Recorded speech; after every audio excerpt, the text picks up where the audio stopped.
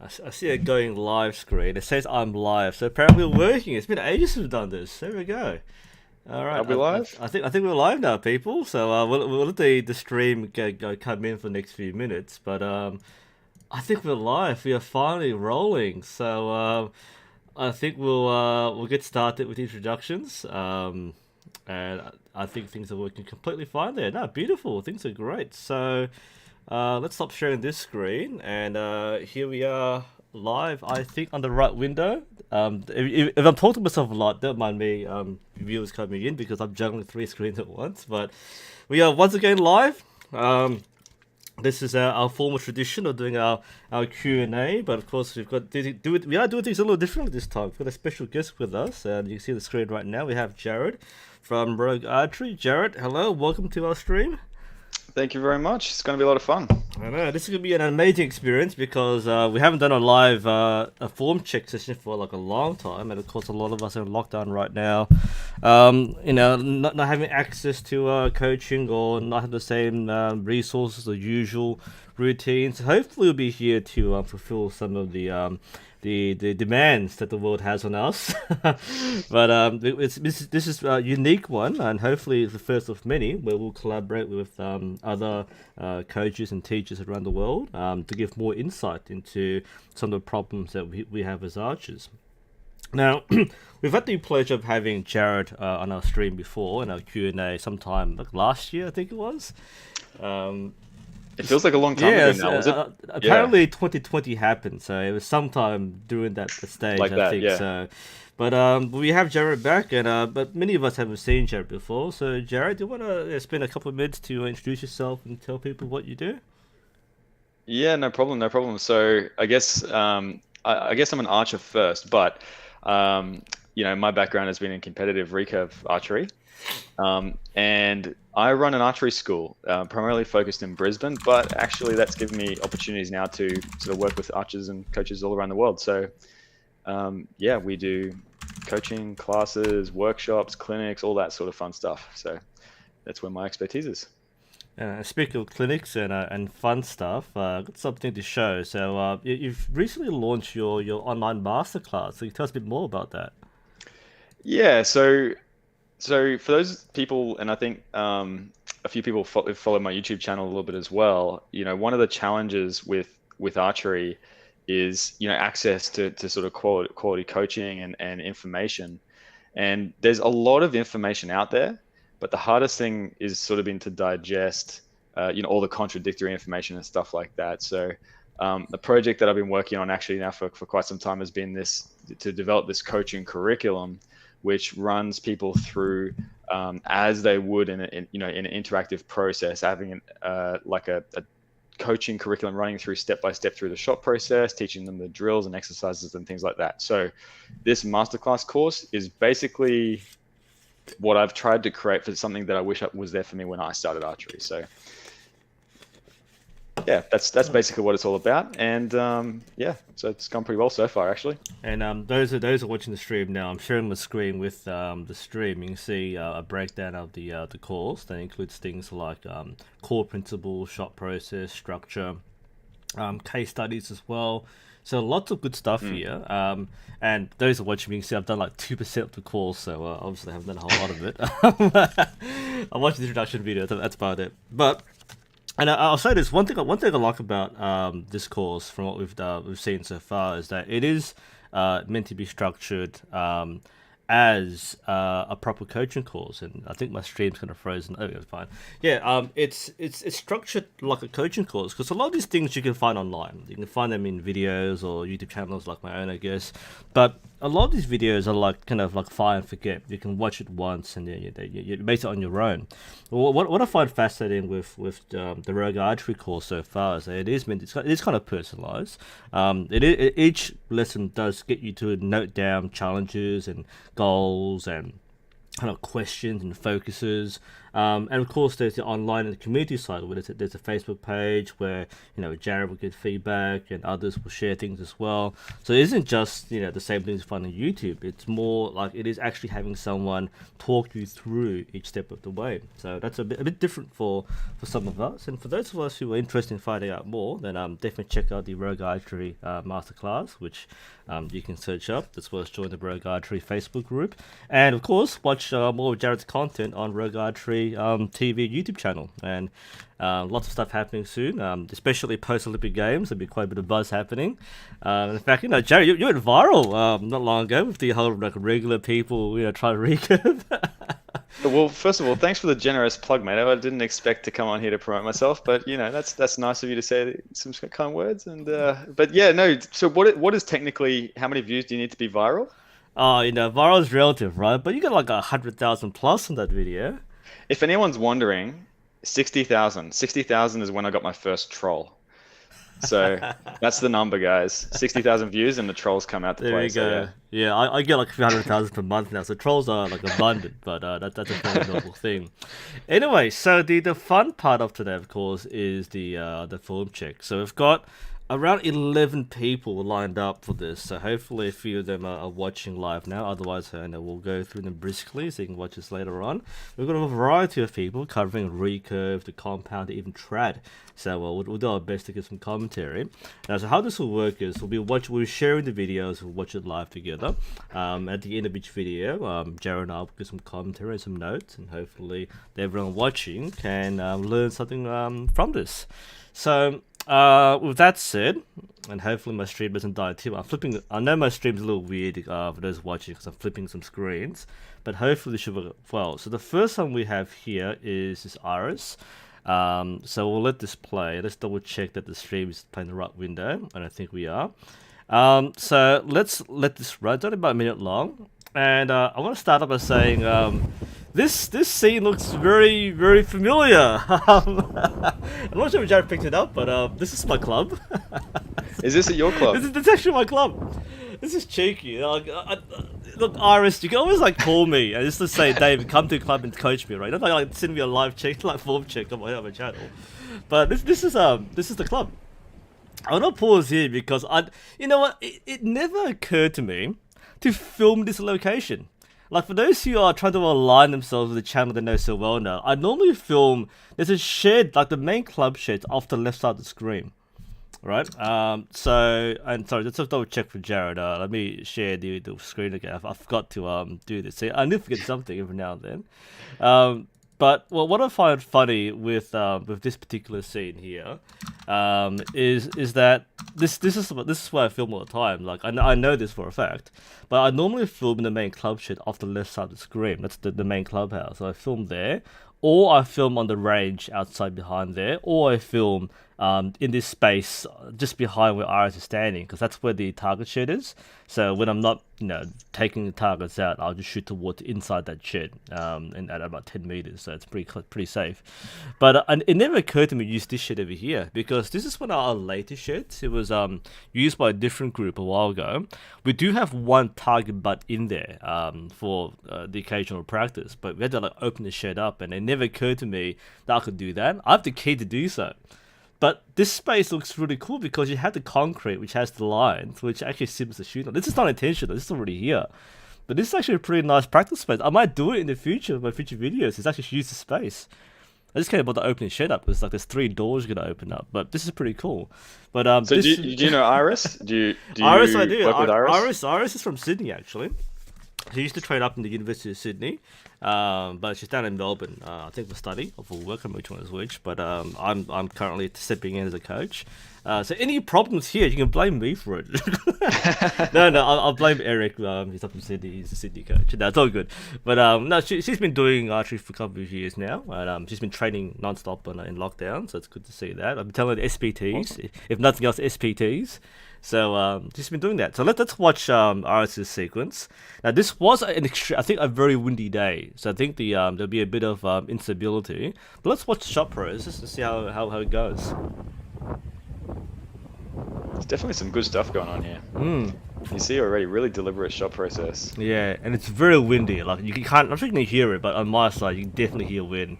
I think there's one time where it's just knocked over by the wind, like literally. And it happens in archery. You get blown over when the wind's really strong. It's funny, it's an outdoor sport, isn't It is. it?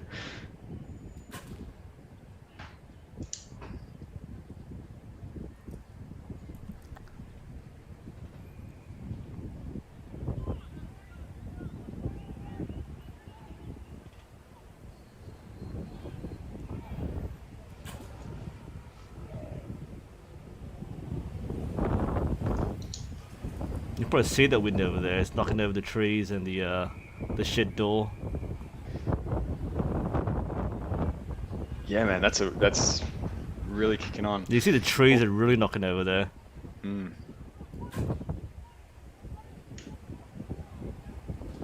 So what are you seeing here so far, David? Well, actually, I'm curious about your thoughts because I've Hmm. obviously trained RS a few times, so I Hmm. kind of know a bit of background as to what the things she was having some challenges with. So I'm curious what you might observe before I do my commentary. Sure, sure. So, I mean, Right. first of all, let's just acknowledge that there's actually quite a lot of good stuff going on just straight off the bat. Stance is looking solid. Um, Posture is looking good. Can we go into the full draw position and pause? Yep, sure. Yeah, just if we There you can go. look at that full draw position, we can see that, that the T posture is looking nice and square. Elbow height looks good. Head position looks good. Solid anchor position. Well, good job, David. You've done a lot of good things here if you've been working with Iris. Nice job, Eric. I got to give shout out to Eric. But by the way, a big shout out to we can do a lot of shout outs today. We'll shout out Mm. Jared's rogue archer already, but Eric, I've been roasting Eric a bit, but Eric's actually the one in charge of the archer's workshop. He runs a shop in Sydney, so you can buy archery supplies off Eric as well. So bit of a shout out to Eric from Sydney as well as his business. So. Yeah, I think one quick note to talk about before we do the commentary. I might just leave one screen because I'm flipping cameras, but um, it's important to get feedback from different people. I mean, like coaching, we don't own the students. I think some people get really possessive about who's coaching who and listen to one person more than the other. I think as a coach, it's important to get different perspectives from different people. And I think it's important as a coach not to be so possessive over I Mm. don't because I definitely when I was going through my archery career, like I've had people tell me, "Oh, don't listen to this person. He's a bad coach. He'll teach you blah blah blah," and that coach will tell, "Oh, don't listen to this guy because he teaches blah blah blah." And I think it's important to be open minded and say, "Look, it's not about ego. It's about sharing and perspective and learning from each other." So this is kind of reasons why I've brought Jared on board today because he's also a coach and he knows things I don't and he has more experience in other things. But also for people going through this, like we don't want to replace your coach. We don't want to say Mm. don't listen to your coach. I often will say do what your coach tells you to do. In this case, it's me in this I guess in this case, but yeah, Iris, don't listen to your coach. Well, it's an um, important point though, yeah, because obviously you have your coach, and they're the person with the plan. And coaching is a relationship which you build up a lot of trust with that person, and they understand your goals and what you're working on, and that sort of thing. And it's good from time to time, like you're saying, get a second opinion.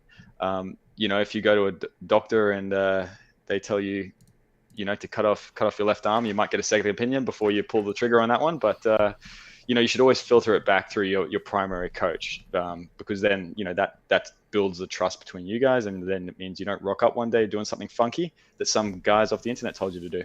absolutely. Yeah, can't trust this YouTube archers, can't we? Yeah, exactly. All right, so let's compare notes. So, what have you observed about Iris? Iris is a chat right now, by the way. So, welcome to the chat, Iris. Nice seeing you G'day.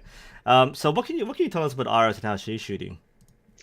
Okay, so first of all, I just wanted to acknowledge what she's doing well, because structurally the technique is looking very good. So the other thing is that she's got a very clearly defined shot process, which is really nice to see. And so a lot of the fundamentals are there. Now we're only looking at one angle. It'd be cool to see the rear alignment angle if we have it, but um, everything's looking okay from here. So with an archer like this, it's less about like making fundamental changes to the technique that there's something wrong, but more about just increasing the skill at the techniques that are already there and maybe addressing inconsistencies or weaknesses and that sort of thing. So um, I sort of picked up on two things, and if you wanted to play the video as we're talking about it, that Yep. might be helpful. So the people in chat and Iris, if she's with us, can watch along. So the main thing that I pick up on is the reaction at the moment of release. Now, the release is not dead, but it's not super dynamic, and there's a little bit of the reaction time from the click to the release. There's like almost like a little bit of hesitation, and even in the couple of shots we're seeing here, is a little bit inconsistent in the power of the follow through and the dynamic release. So what this is indicating to me is that Iris might be expanding to the clicker and not through it, and that might be a bit inconsistent with maintaining the tension and power of the expansion after the click, and that's a very important part of shooting high scores. What do you think about that, I David? agree. And it's interesting you mentioned the clicker. That's exactly the sort of thing we were working on. So Mm. when it came to when Iris came from Sydney and joined us for the first time, had a few sessions.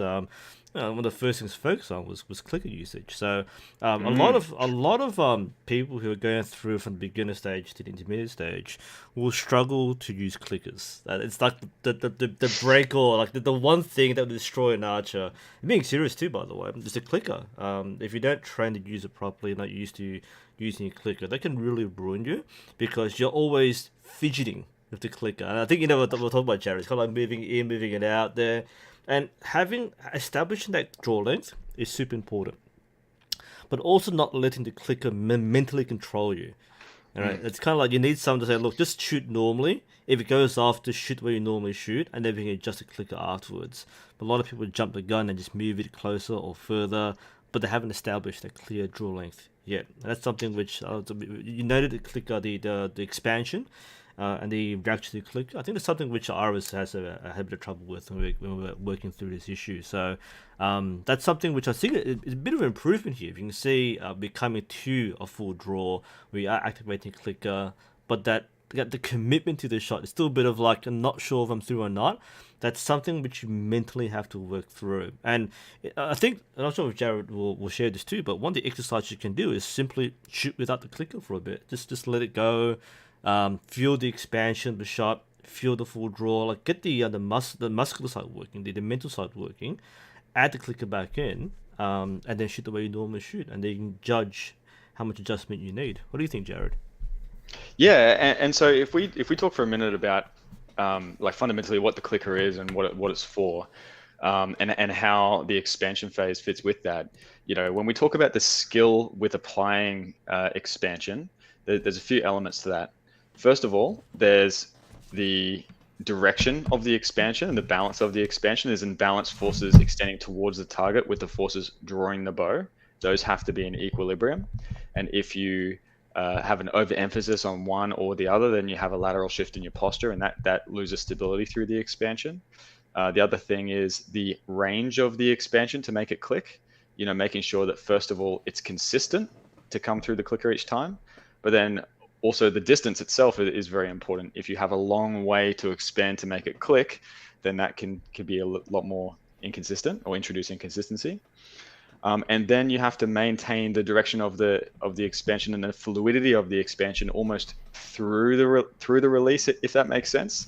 And it's really difficult not to, at the moment of release, you need to relax to have the release, but also maintain the tension of the expansion so that you don't lose direction of the arrow at that critical moment. So there's actually quite a lot of skill involved in that.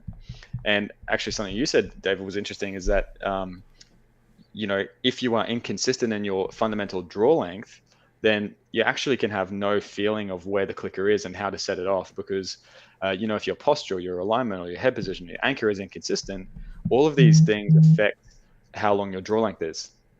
And so if that's inconsistent, then the effort to expand to make it click is going to be different every time. And so you're going to have no perception of where the clicker is in your expansion range. So that's the problem. I guess we're working towards what the solution to that is. And this is true for most people, right? So for anyone having trouble with the clicker, what advice would you give? So I think the fundamental thing is you need good basic technique structure, being posture, alignment, shoulder set position, anchor, just the basic structural positions of technique. Because if you don't have them, it doesn't really matter what else you do. You can't really make up for poor technique structure. So that's the first ingredient. Okay, now Iris is actually looking pretty solid on that front, so that's good. So the next thing, and actually the way I teach archers how to introduce the clicker for the first time is I get them shooting without the clicker first, as you suggested, so that because they need to learn how to get into the position and how to expand without the clicker. Then we do a drill called clicker control drills. Now this is something new. I'm not sure if you've actually you're familiar with this drill. It's where you will come into your anchor position, and for those recurve archers, joining us, you'll know that you should have, maybe 2 to 5 millimeters to expand through the clicker. Not very far at all. And instead of expanding and then just releasing, so instead of just introducing the clicker and saying, all right, go off and shoot with that, we do a drill called clicker control drills where you're expanding through the clicker and then letting down, resetting, and starting again. The intention of this drill is to train to expand through the clicker, not just to the clicker, and also to gain a sense of where the timing is of the click. So when you come into anchor, you're trying to be consistent with expanding for 1, 2, click, 4, 5, and let down. Now, when you first do the drill, what happens is you'll go 1, 2, 3, 4, 5, 6, click. And then the next one will be 1, 2, click. And then it's very inconsistent. But with a little bit of practice, you can gain quite a good feeling of where the clicker is in your range, how to set it off, and gain a pretty precise, form of that. And then, of course, it's a good drill for training not to stop expanding at the click, because you're continuing to expand through. Have you ever done that sort of drill before? I actually haven't, but I like what you said because something to consider is that there are times when you shoot in a round where you will click prematurely, and you still do the shot, and the shot will still need to be as consistent as if you shot to clicker normally. So it's a very good mental discipline to do that exercise. Something you should already do at home, Iris. You can have an arrow in your clicker and you pull it through and do that exercise. Don't let it go, of course. That's something that's when we train to shoot with clicker, we always say click. Whoa, get that little anxiety attack there. But yeah, you need to be in control of the clicker, not the clicker in control of you. Yes. So if you send an arrow through your wall, then the clicker's controlled you. But I think that's a really important discussion. Great start too in our feedback. Anything else, by the way, Jared, for Iris while she's still here? Now, can we just jump back again through the shot process? One of the things I noticed was that Iris was doing a pretty good job of setting her front shoulder. But then, okay, so when we set the front shoulder, what's important is that obviously you raise the bow up above the target, set the front shoulder down, but then you need to maintain the intention of that front shoulder set position. And what I noticed on the break of release is Iris is dropping the bow arm, and it looks like she's collapsing in just a little bit on the front arm. And so to counteract that, so the follow through is a reaction of the forces in the body at the moment of release. I said that pretty fast. Hopefully that makes sense to everyone. But the follow through is not just a separate movement we do just for style points. It's a reaction of all the forces in the body. So the fact that the front shoulder is dropping and collapsing is a sign that there's a loss of tension and stability in that front shoulder. So I think whilst you're setting the front shoulder correct, Iris, I will be focusing on maintaining the intention of setting that front shoulder strong through the shot process and the execution. And I'm not sure if this is what's happening. It's a bit hard to see from this angle, but a little tip on that is to make sure that you're not lifting your sight pin onto the target. It looks like she might be doing all the right things, but then when she's coming down doing loading and coming up into anchor, she might be dropping the bow and then lifting the bow up onto the target as well. and that's a good way to sort of lose that front shoulder position a little bit as well. Superb. I still want to say I freaked out. This is like I swear this was like 2 weeks ago when we filmed this. It's just weird being in lockdown where you see people running around playing sport, and like what this is like 3 weeks ago. Like this is my club 3 weeks ago. I don't recognize it. Like what is going on here? It's like last year or so, even worse. I don't know. It's just surreal to be stuck in a situation where a lot of us are staying at home and a lot of clubs are closed down because of restrictions and. Seeing like what your place was literally like last week, it's kind of weird. Haven't been back for a while, so yeah, those things are still there. Huh? Interesting. All right, that's fantastic. I think things are working at the moment with our system. So while Jared's kind of easily watching the screen, I'm kind of flipping through 5 different things at once. For those who are watching, my face is now like illuminated. I actually have the chat open on my tablet here, so I've got like 4 screens happening now. But we've got it working. I think that works really well. This is our first time doing a co-hosted live form check, so we'll try and work things out as we go along. But things are working well, and thanks Iris for sending it in. That was an excellent start to our session. And of course, any questions you have in chat, just drop it in chat for anyone watching. Hopefully you all benefit from this. We all learn from each other. And I guess we'll move to our next one. Now, I did notice in chat that MJ's in chat, so I think the best thing to do is to bring up Emily's videos. So I've got 3 different angles. I think I'll show the front view first. Let me see which one's which first. Let's do this angle. And M was on our stream last time, which I don't know when was that, ages ago. But we'll bring M up. There we go. So I think we've got that running. We've got it running there. We've got it running here. We'll put it here. So let's watch this first, and we'll do some commentary. So where's M from? Good question. And where are you from?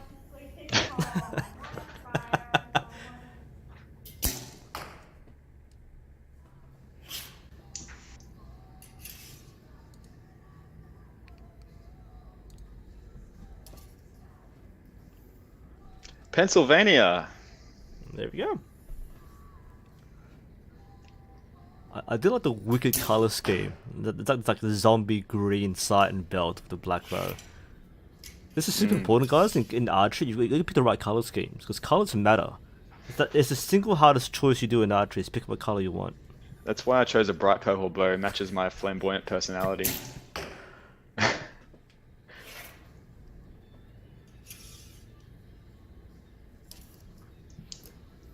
So M looks like M in comments is saying has been shooting just a few months ago. Is that correct? That's the that's the last stream. That was the last. Right, last cool. How long have you been shooting M since you're here? That's a good question to ask.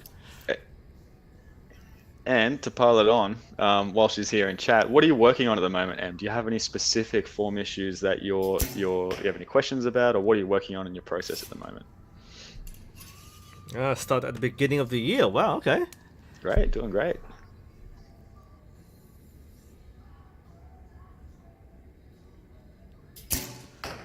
Okay, and we might show the other angle as well. There's a side one. We'll just show briefly. I think it's more the same. It's also the one from the rear, so you can see some of the back alignment posture as well. So we'll do both. Let's do this side view or front.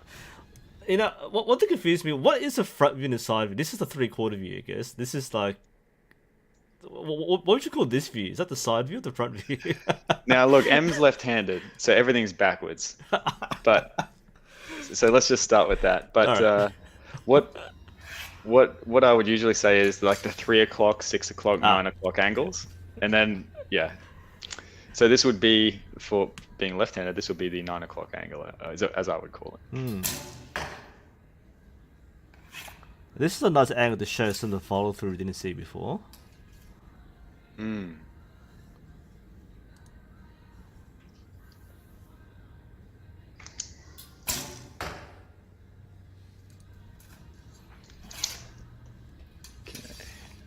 Getting some ideas. And just while Jared's taking notes, I want to admire Jared's effort here because we are streaming through Google Meet and he's watching this in glorious 5 frames per second. That's good. The slower the better.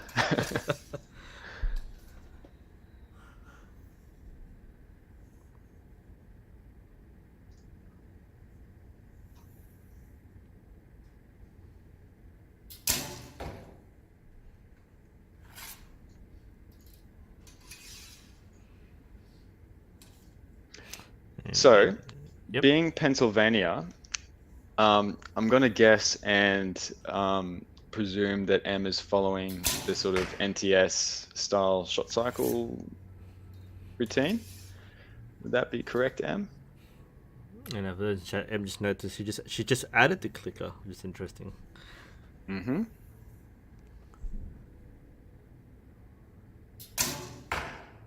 Okay, and we'll do the 6 o'clock position. I guess you would call this. Mm-hmm.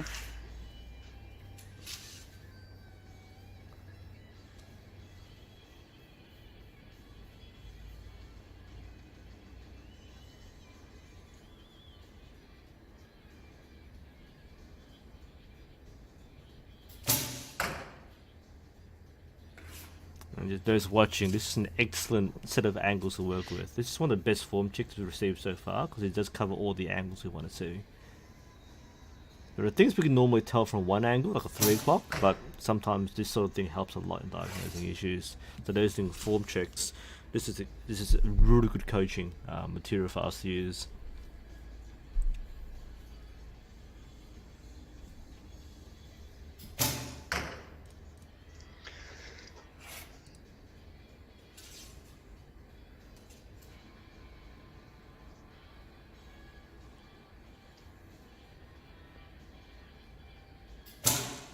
Right, let's leave it there, Jared. What do you think? I should point out, by the Yeah. way, you can tell M is dedicated. There's an arrow counter on a quiver there. A Right, true that archer. that is true archer. That's dedication. You're not a true archer until you have an arrow counter. All right, that's something that's actually really important for a lot of people. I'm being serious too, by the way, because arrow volume is something that cannot be understated. A lot of us, we do archery, and so I've done archery for a week or a month or 2 years, but it's actually the quantity of arrows, if anything else, because you can shoot once a week and say, "Oh, yeah, I've been shooting for 2 years." But if you're doing like 1,000 arrows a week, that's a high level of training, which you can actually be accountable for. You can buy any counter. There are like arrow counters, which are basically normal counters, but with an arrow branding or something. I'm pretty sure I've got one over here somewhere, but they're basically just click things, just count the number of arrows you do. Very good way to hold yourself accountable for your training because it's so easy to go, not today, I'll do it tomorrow, and then you leave a week and the week behind, and you go, what's my target this month? It was 1,000 arrows this month, 1,000 arrows this week, and you add them up. It's easy to cheat when no one's watching over you. All right. So, what do you think, Jared? Where should we start? Okay, well, let's start from the ground up, shall we? And let's start with the stance. So can we go back maybe to the first angle or the second angle? I Yep. think is probably the best way to Second one. illustrate that. Yep. Now, M is shooting with a open stance, which is totally cool. But M is shooting with a very open stance. And I would probably, one of the things I would point out is that this is probably bordering, if not too open. When we look at the stance, there's obviously a few things that factor into the stance. What we're trying to achieve is the position of maximal stability for your technique foundation, essentially. So there's the width of the stance, the angle of the feet, the angle of the stance itself in relation to the target, and so what we're seeing here is if you look at her draw sequence, when she is going through like a bit of a pre-draw position where she's aligning her shoulders with the target, and if you can play through that as we're looking at this, just from the first stage of the shot, you see that there's actually quite a bit of rotation through the hips. And actually what should happen is your stance should set the angle of the hips, and then the rotation should be through the core rather than the swinging of the hips there. So that's quite a lot of stability lost through the core. We'll play it again for those in chat because the chat can see the 60 frames per second version. There's a rotation to hips here. So as M comes to a draw, I'll do the commentary shot by shot here. So that's a good set position. So we're getting mentally ready and physically ready for the shot. But watch the rotation of the hips over here, as Jared mentioned. And see the quiver? See the quiver that's movement? exactly Yeah. that movement. That's exactly what we're looking at. So I'm not sure we can do that. Oh, frame by frame, kind of. I might just do it normal speed. But at the moment she draws, that hip will rotate, the quiver will move. There we go. That's the rotation. Right there. Now, is it possible for me to share my screen with you and the Yes, audience? let's do that. So we'll flip Let's, over back to let's give it a go. Hey.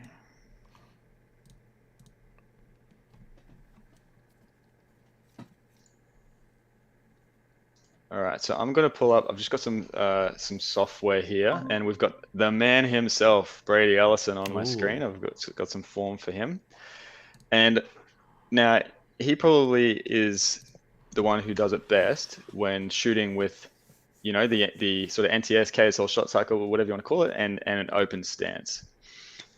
And so what I wanted to point out here is a couple of things. Can you see my screen yet? Is that Yep, coming through? it's live. Okay, sweet. So the first thing is here, you can see that I've drawn on the angle of Brady's stance. And in terms of degrees open to the target, we're looking at about 25 degrees open to the target. We could measure it based on his shoelaces or his toes, whatever. The result is the same. So people tend to, I think, over exaggerate this movement. Now, and M, I would say, is probably more like 40 or 50 degrees open to the target, like definitely a lot more than this. The next thing I want to point out here, if I can draw on the screen, let me know if you can see this okay, Yep. is the angle of Brady's feet. Okay. So something like this is a good position for lateral stability. When you open the toe up too much like this, and I think M stance will be more like that positioning, what happens is you lose stability in this direction. Does that make sense? Because the leverage in that direction is lost the more you open up this foot. So basically, for a small change in your stance, I think this is going to really improve your stability, because the angle of your stance sets the angle of your hips. And then through the draw sequence, there's actually, through a rotation of the core, you achieve your shoulder alignment here, whereas the feet and the hips will stay at the same angle.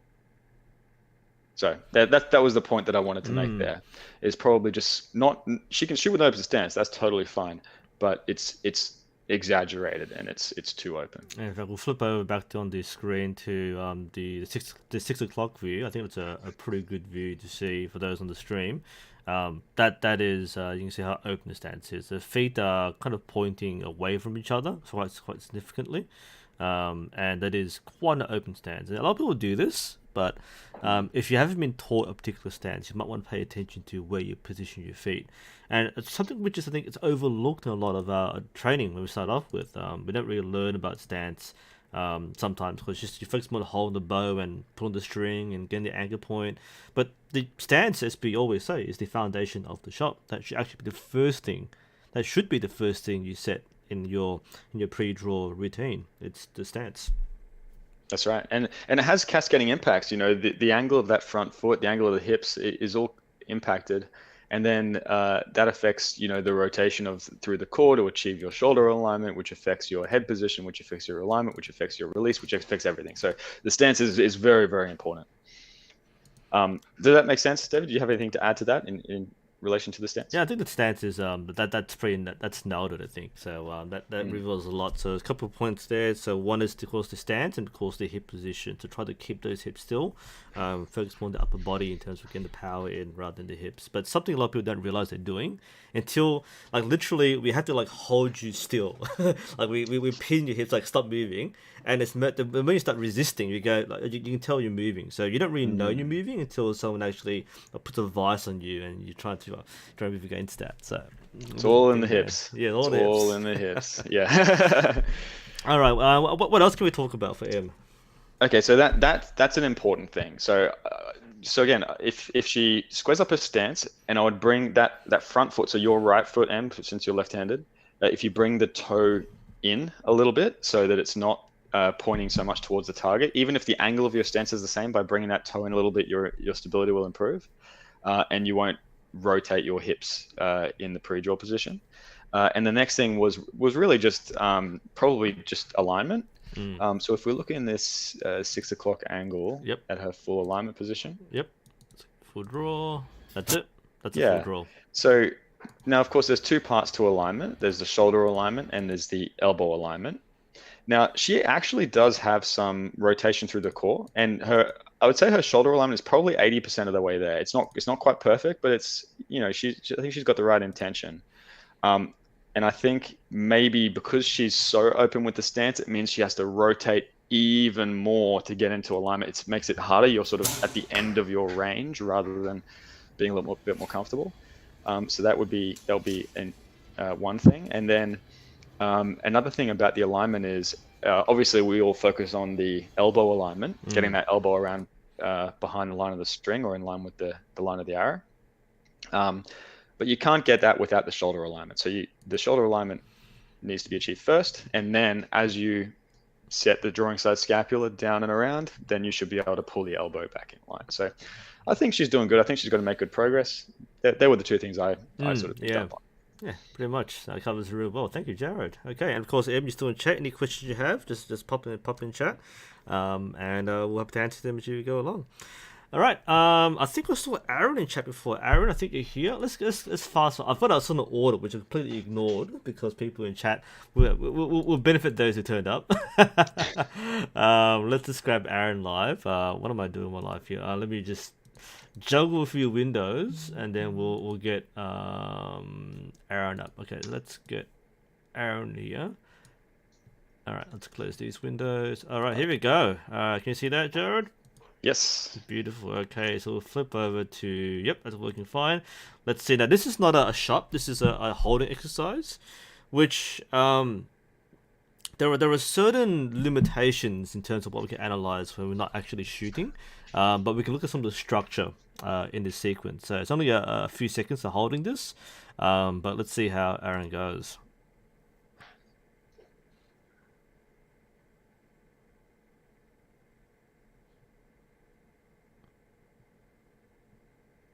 That's it. So that's a simple hold. So watch it again for those in chat right now. Just watch it one more time.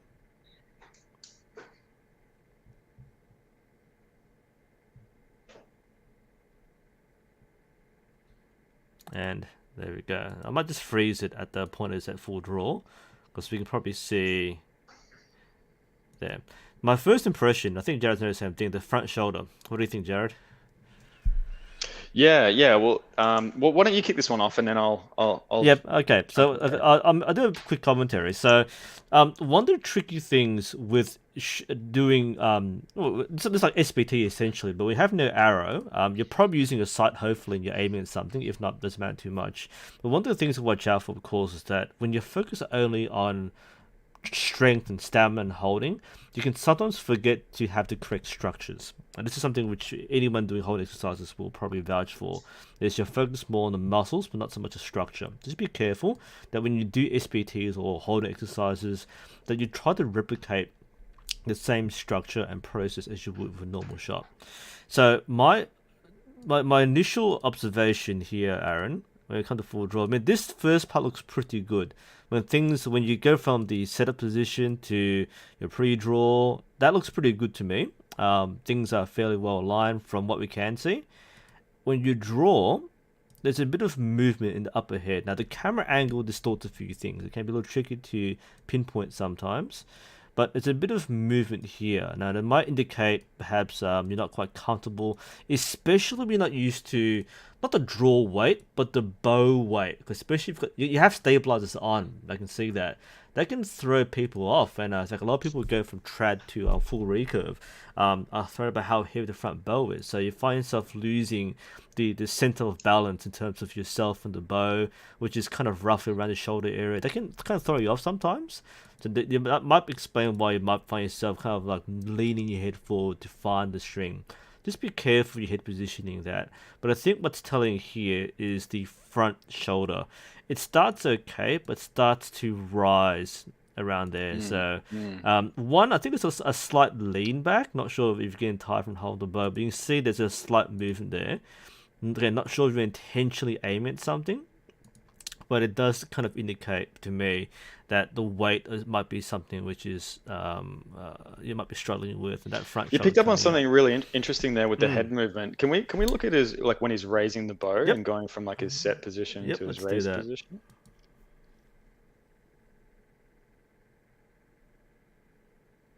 Because I'm actually seeing quite a lot of head movement Mm. and hip movement and body movement through the whole shot.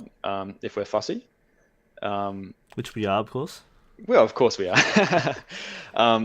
So yeah, so I think posture would be definitely something that he needs to set. It looks like that's not really part of his shot process at the moment. He's going straight into the drawing sequence right, without setting the foundation of the strong posture. Would you agree? Yep, definitely. And then the other thing with the front shoulder as well, he sort of raises to the right height.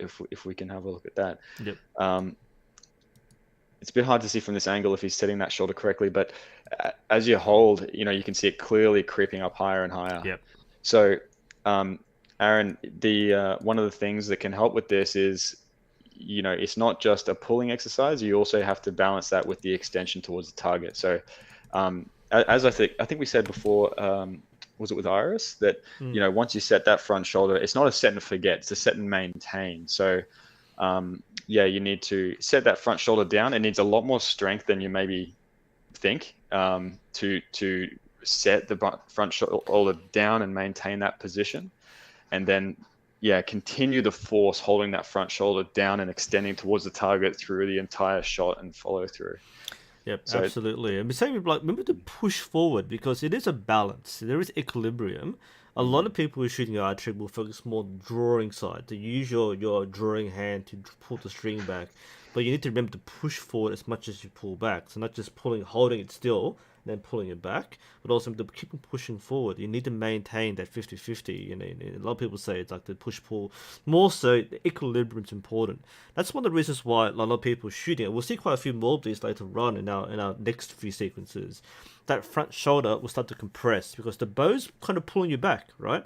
mm, So as you're pulling it back, the front of the bow it wants to come back towards your face, right? So if you don't maintain that structure, that will start to come up, and this is common in a lot of people. And I've seen people who are self-taught and they never learn proper structure. They shoot like this all the time. You see this quite often, and it's an injury waiting to happen because you're putting so much pressure on the soft tissue on your shoulder that's a very injury-prone area for a lot of people. So in exercise, this starts feeling sore. That's a pretty big sign that you're letting it creep up and pushing yourself up that way, and that it's driving the force up your arm into rotator cuff muscle. That can be very very tender after even a few sessions, few shots of that. So yeah, that's a critical point. And the front shoulder is like 70% of the bow's direction. That's where it comes from. So if you have no stability through that front shoulder, like you said, David, the release, is only half of the shot. And the other thing too that is sometimes difficult. Now it looks like Aaron looks like he's a pretty young bloke. How old are you, Aaron? Is he in the chat? I think Aaron was before, but if you want to share, Aaron, up to you. That's all right. That's all right, mate. But one of the things that I would say is to get the front shoulder right, make it easy on yourself and make your bow light. So um, you've got the V-bars on, stabilizers. We can't see how heavy your bow is, but make it as light as possible. It's okay to be too light until you get front shoulder right, and then you can pile it back on. But never let the bow compromise the technique. And so even at the Olympics, I noticed some of the archers were shooting with only maybe one or two weights in their whole bow. So remember that whilst more. Here's another thing. Let's sidebar for a minute, shall we, about stabilizer weights. So technically, if you pile on more and more weights to your bow, it makes the bow more stable, doesn't it? But the bow is an extension of yourself. So if by making the bow heavier, you're actually decreasing the stability of your technique, of your front shoulder, of your posture, then the net impact on stability is negative. So first, get the technique correct, and then balance the bow. would be my advice. And don't just copy people who are putting weights on. This is really important. Again, you see people at the club, your club perhaps, or you see people at the Olympic Games who have like 6 weights on the rods. And people do that, because again, more mass means more stability. But like sometimes you just like you do it for no reason. And a lot of people just they never change. They just stick like you might buy the weights which are like by default they come just screwed onto the thing, and people never The change value that. pack, yeah. Exactly. It's like like as a coach, we asked like, so why do you have like 6 weights on the side rods? And it came like that. So have you tried taking it off? No. Do you want to take it off? Like, do you want to try? And it's a fine balance. It is literally a fine balance in terms of determining how much weight and the angle and so on. Oh yeah. But Yeah. don't feel afraid to shoot a bow that feels too light. That might actually be better for you, and it's like maintaining equilibrium and control than if you stacked too many weights. I mean, once you get used to it, sure, experiment with weights, but don't feel afraid to take weights off. And I guess just to clarify, we're not really picking on Aaron here. This is something that is pretty common within the Yeah. whole archery scene. So, especially with developing archers, I think is probably the biggest thing. So Yeah. Yeah, well, I think that's the feedback for Aaron. It's only a short sequence, but I think the main thing there is just be careful with the front shoulder. Just maintain your equilibrium and draw, so you're not just pulling the string, but also pushing back towards the bow, so the bow doesn't push you back, and especially watch the front shoulder. One of the more, like, as archers, our shoulders are the most important thing that we don't want to be injured. You can handle fingers, sure, but shoulders, don't injure your shoulders. That's career ending for a lot of us. Especially when you don't do it right at a young age, you can really risk high injury rates later on. Okay, that's Aaron ticked off. I'll just pick my big tick here. and can we also give him another gold star? He's doing SPT. Yeah. Good stuff, Aaron. I do find the fan a little alarming because that's right above his head, and bows are big. Yeah. So as you grow taller, Aaron, just be careful the fan doesn't grow shorter because that's gonna not be good for your limbs. Just pointing it out there. Okay, let's go to our next person. Let's go for I'll do Ryan over here. Now this is a very short sequence. I think this is more. I want to show this to the stream. There are plenty of things to unpack with Ryan once I get him up, but it's also I want to do a commentary on what a good form check video should be. Not to knock Ryan here, but this is kind of really hard to analyze because as once I bring the thing up on the screen, again, sorry for like flipping back and forth on the screens. I'm just one person juggling 3 screens, but you can see. I hope the audience is forgiving. You're doing a good job, mate. There'll be a few points on the screen. I've learned, by the way, that when I alt tab to a different window, the camera feed cuts out on Meet, right? So there'll be a blank screens every few seconds. But once I remember which order to put it in, things are working fine. I want to point. You can see everyone should see now Ryan's shot. Now, there's one unfortunate thing about Ryan's video. I just want to say this before we start: is that it starts here. All right, so this is the actual video. It starts there. We want to see the whole process. That includes the pre-draw, the stance, even knocking the arrow. We want to see the whole process because a lot of problems actually stem from the part before you draw the bow. So we can see things here structurally once you start shooting it, but bear in mind that we want to analyze the whole thing. So when you skip the first few seconds, we do miss out on vital information. But with that said, let's keep watching this. We've got a trad setup here. We've got a bit of a weight in the front there. It looks like a Samick Sage-ish bow with limb dampeners too. So we've got an interesting setup there. Let's watch this. It's only 7 seconds, so this is one shot. Let's see how it works.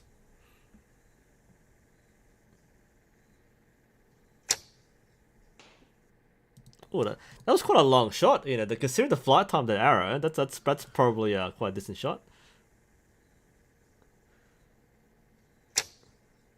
And it hits there. That's about a 2 second or 1 second flight time between that and target.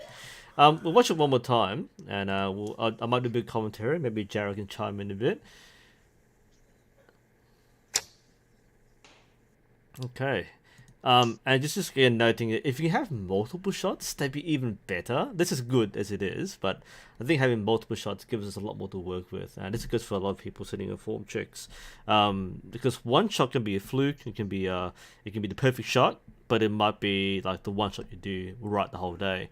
When we get like a set in the arrows like 3 or 6, we can see a pattern emerging around the one shot. So it's easy to overanalyze one frame or one shot and say this is what you did work on. It might not be. Just be mindful that if you are sitting in form checks or getting coached to review you, try to have multiple angles, multiple shots if possible.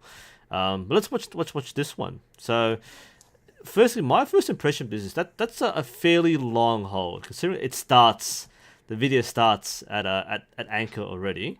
That's a fairly long hold at full So draw. can I ask a question? Go on. So, nu.sensei, you know a lot more about trad styles than me and all the different various styles, but what, is this a particular style? It looks Mediterranean sort of style to me, and This is Mediterranean. This is basically what we yeah. do, but with trad bow, no sights. And my question is, in terms of the anchor reference point to me, that looks like Ah, it's a bit lost. So, do right. you have any Okay. insight there? So with the Olympic style archers, those who are watching who are Olympic style, we normally anchor below the jaw, or the chin. All right. So we follow the chin line, the jaw line, because that's the anchor point. A lot of trad shooters will anchor at the corner of the mouth, which again the camera angle is a bit deceptive, but I believe Ryan is at the corner of the mouth. You can just see the finger position there. So the point is, I think what you should be doing is aligning the anchor point with the corner mouth and having the top of the hand towards the cheek. So the cheekbone, the reference point, along the corner of the mouth. So that's pretty common with trad archery.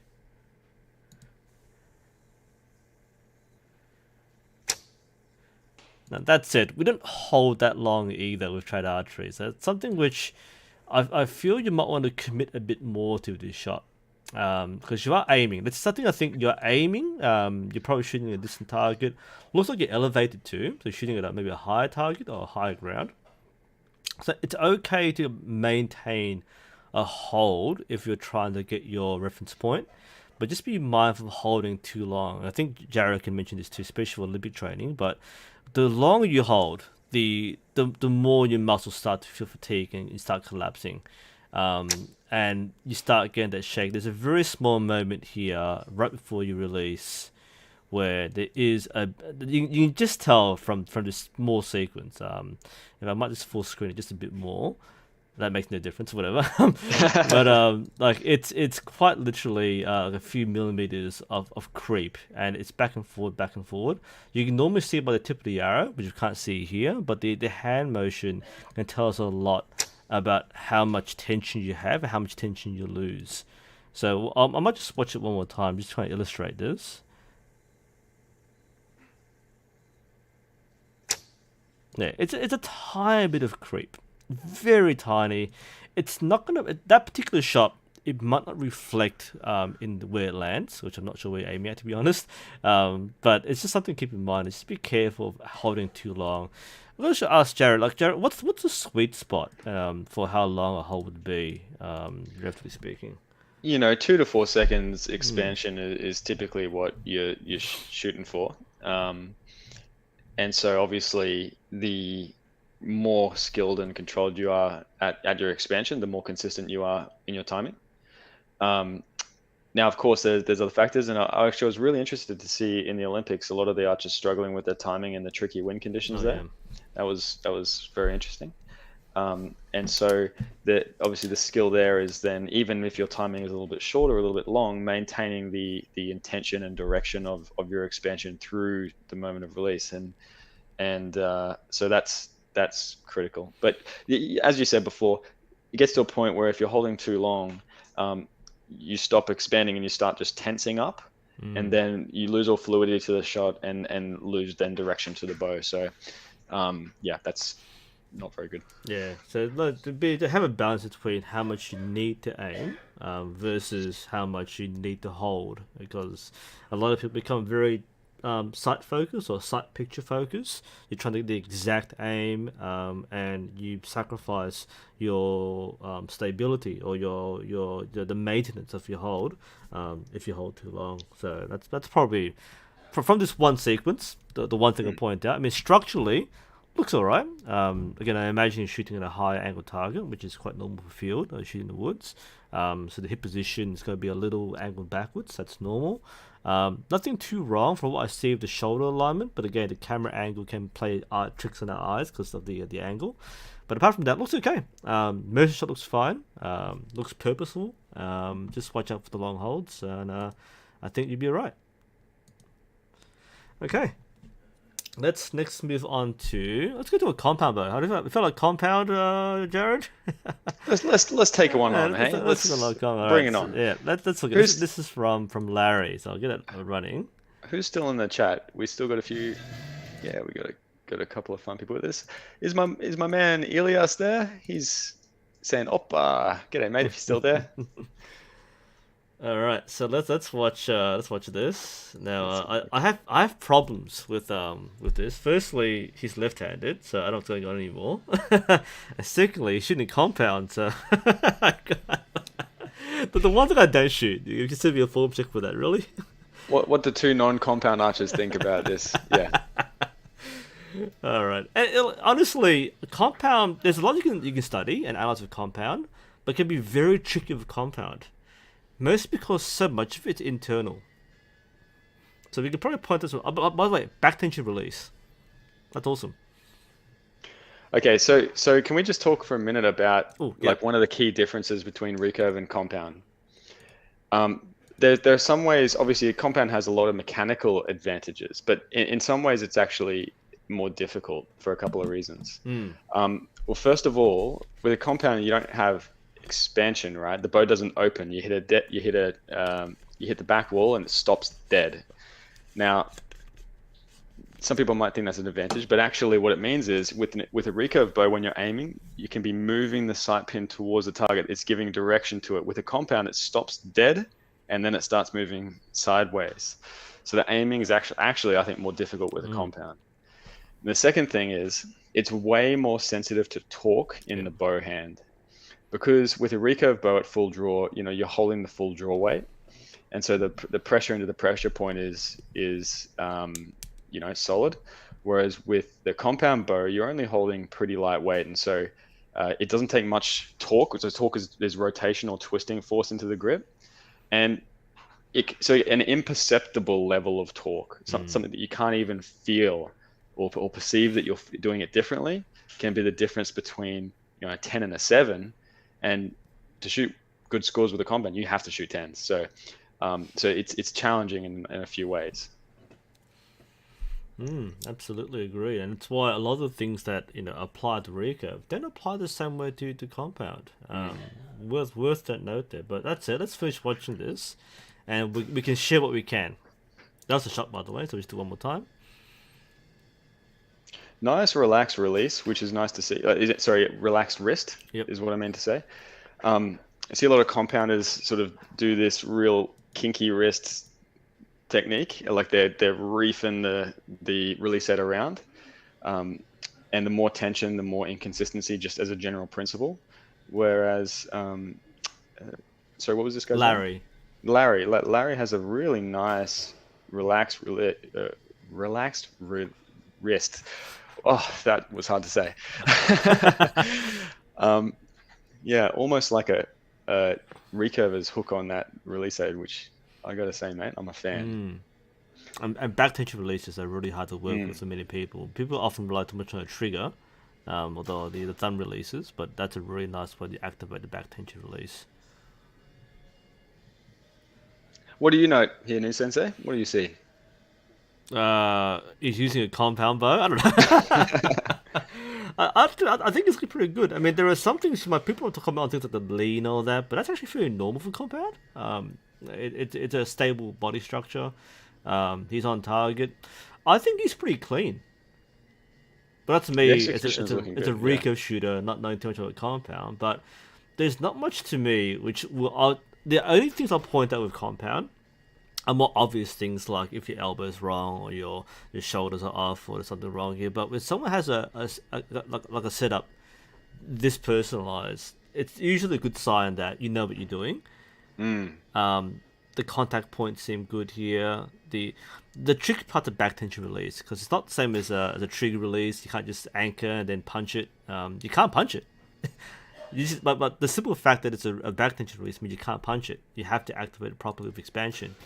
And the thing is, there is expansion. Like we mentioned before, it's not the same as recurve where you can like pull further and push further, but you do have to use the right structure in your shoulders to activate the back tension release. Yeah, it's the rotation of the hinge that sets Yeah. it off rather than an actual Yeah. lengthening of the arrow through the bow. But the mechanism behind it is the same. Yeah, it's quite hard for many people who've never shot back tension release, and especially if no shot recurve, it can be quite tough to move to back tension release. But I think what Larry's showing us here is just really good. It's really clean. I like it. I think, yeah, go on. What would, when, there's some good fundamental, structures here and everything.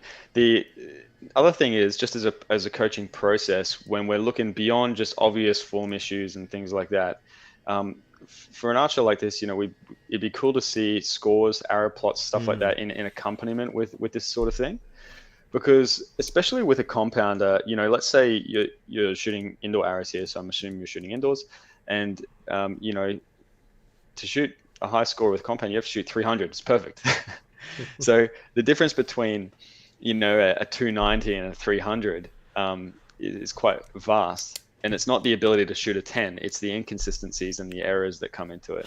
And so, seeing if those errors are happening to one side or the other on the target face, those sort of things come into it more as well. So there's layers to this. It's not all just, and obviously this is just a form check video, but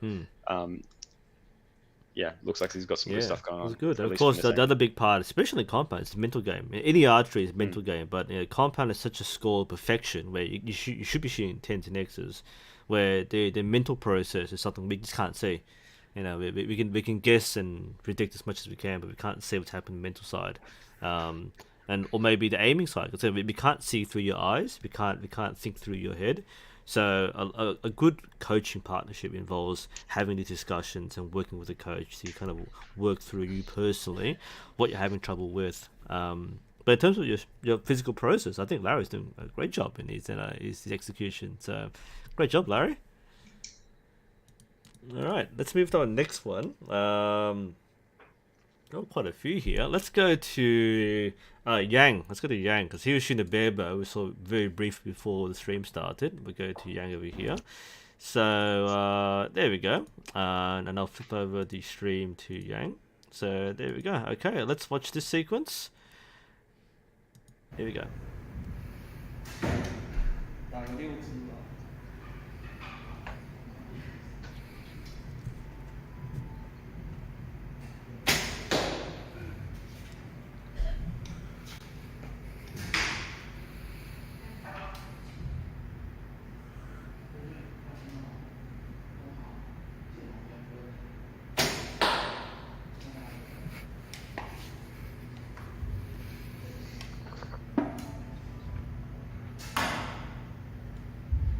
So Yang's string walking by the look of it. Looks like it, yeah.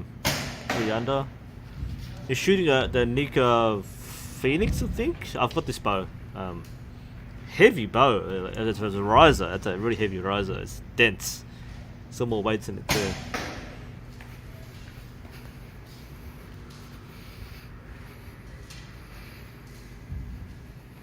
Cool archery range is that. That's a cool range. Let us know where we can come and visit you, yeah? Oh man, one of the things that I'm most jealous of is seeing people do form checks, seeing your ranges.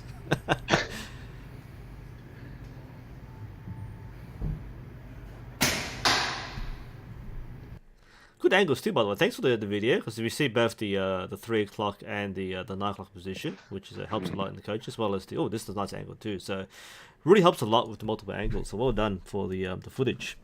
Let's see. My first observation, stance. What do you think of this stance? My first impression is this too wide a stance? So it's pretty wide. It's wider than conventional. Is it too wide? I would probably bring it in now. Okay. So you ask a question. Let's talk about this in principles. So if you're a tripod, the wider your stance, in theory, the more stable, right?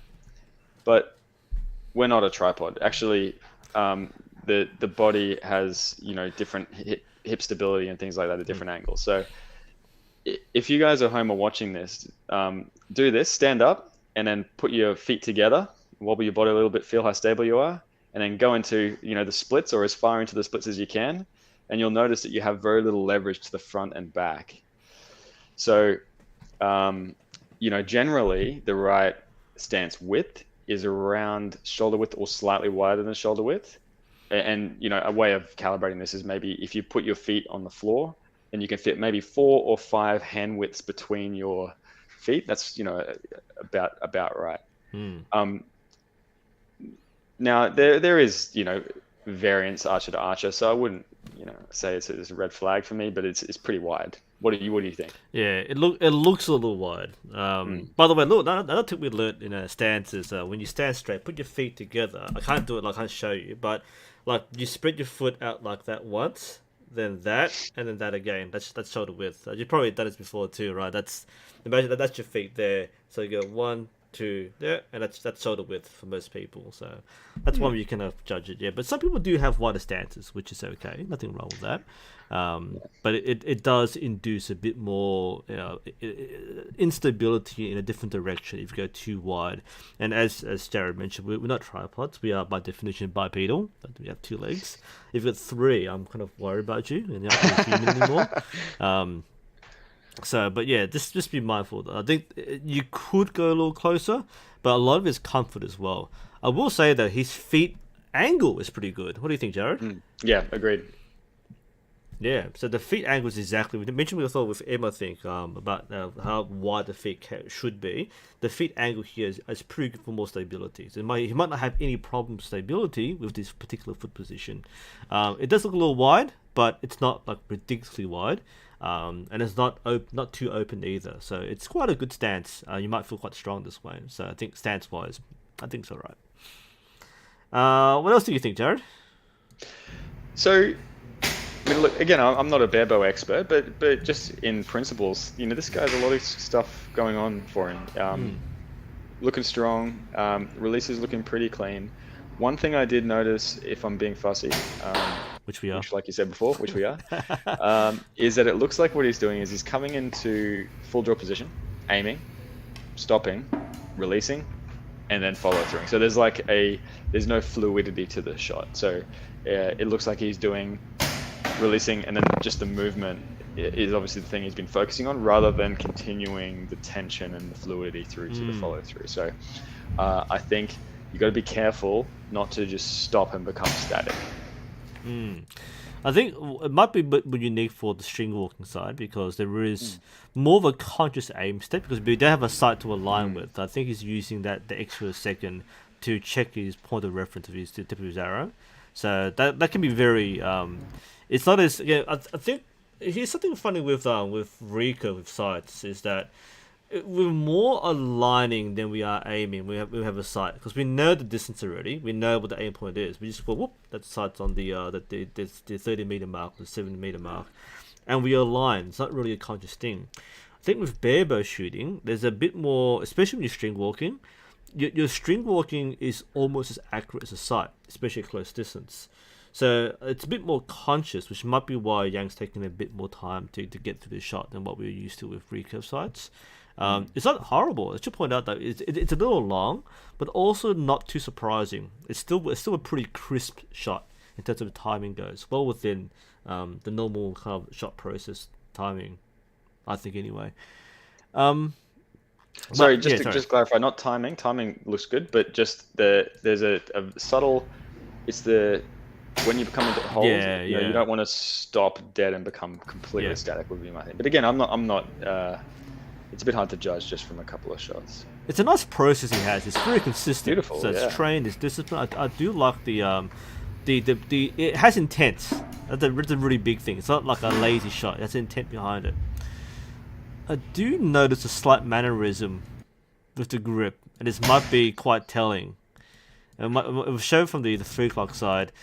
some people have these mannerisms, but I think this one is going to be a little telling because the moment he pulls full draw, there's a twitch on the thumb there. Not sure what he's doing with his thumb, and I think every shot he does this. Man, you've got good eyes if you can pick that up. I can hardly see that from my screen. Yeah, he moves his thumb twice in that shot. Right. I think he does it every shot. I'm curious more than anything else because you don't want to change your grip at all. Yeah. Once it's set, right? 1, 2, shoot. I'm not making things up, am I? You're seeing this too, right? Well, when you point it out, Yeah. I think I can see it. Yeah. All right, let's go. It's like a twitching the thumb. Yep. 1, 2. Oh yeah, 3. now I can see it. Okay, that's 3 at a time, not 2.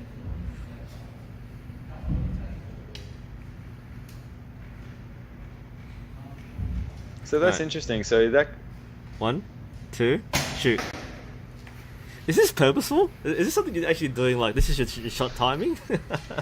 I wouldn't recommend it, by the way. That's gonna change your grip position. You move with that. You can't see the thumb here, but that's something you observe, and because the reason why I spotted it, Jared, is like there's a slight in some shots. There's a slight collapse.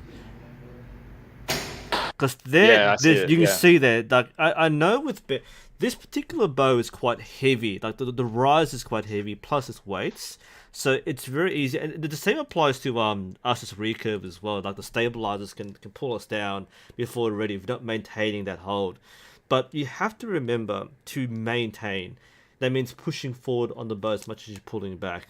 And if you relax that too soon, the bow drops because the weight's pulling you down. And I feel in this one particular shot, and I replayed this, and it might be a few times, but that apart from the thumb, tick, click, click, I don't know, there's a slight downward movement in each shot, and that's.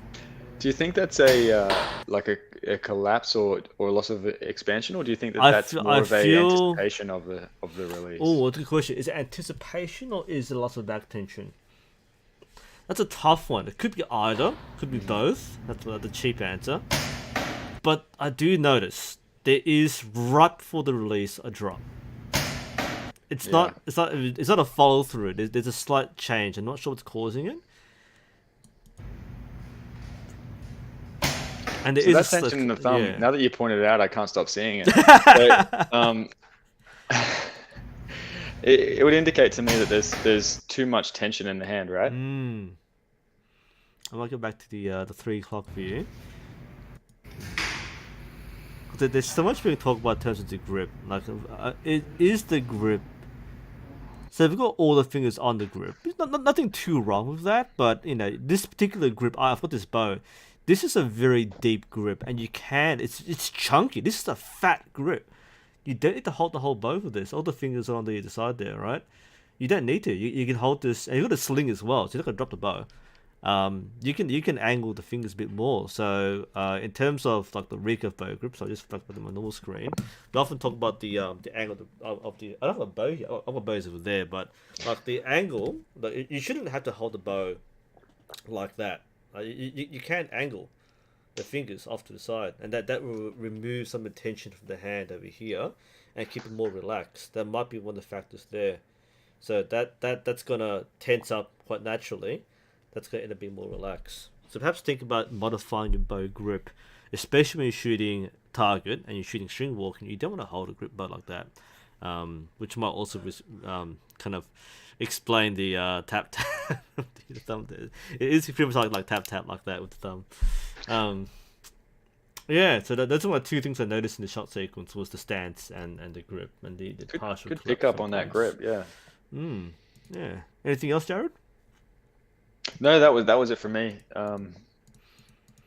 Okay. No, it's a nice shot sequence. I like most things happening. There are a lot of good things, but I think that for me that slight bow drop, it happens, but it shouldn't need to happen, and that might be throwing the groupings off.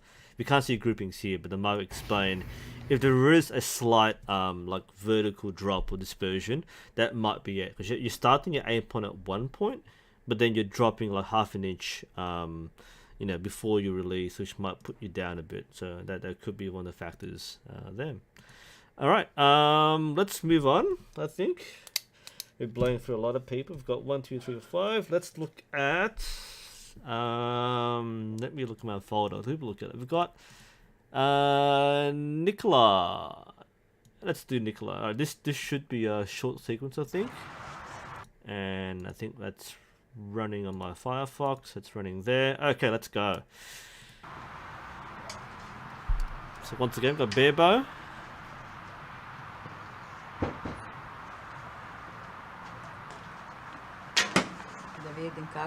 And it's one shot only, so we might play a couple of times, get some notes.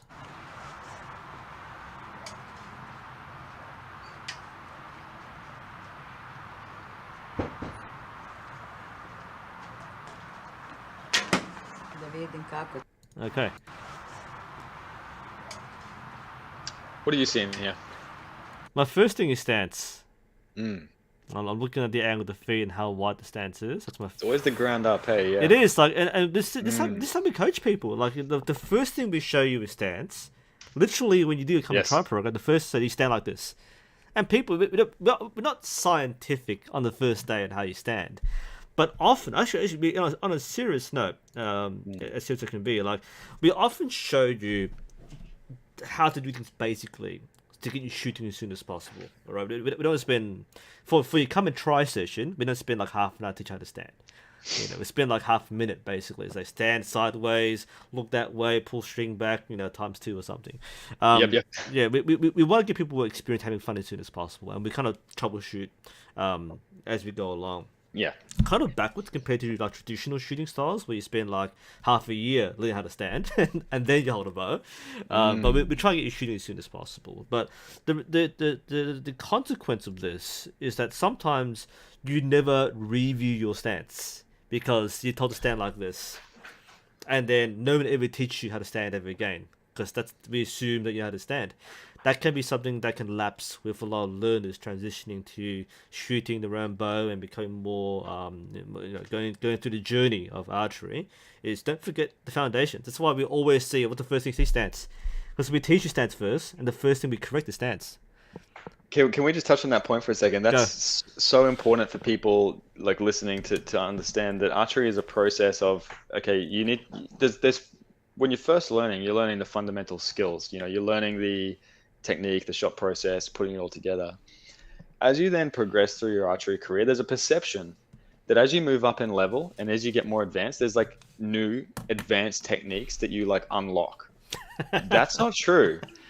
It's just a process. This might disappoint someone, but it's a process of going back and increasing the resolution with which you focus on the fundamentals.